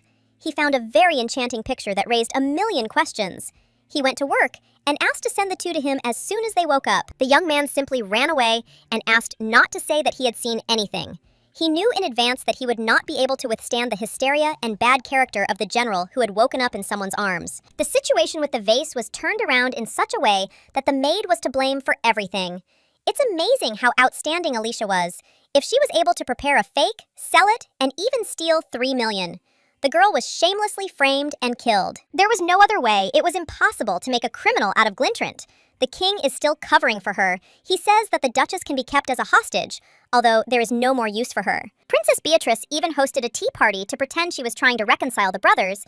Chloe doesn't want to be there. She doesn't want to pretend it's normal to share a table with Isabella. Even though the young man asked Frederick to send the necessary servants, the spy will still get in one way or another. There will be an important event at the tea party.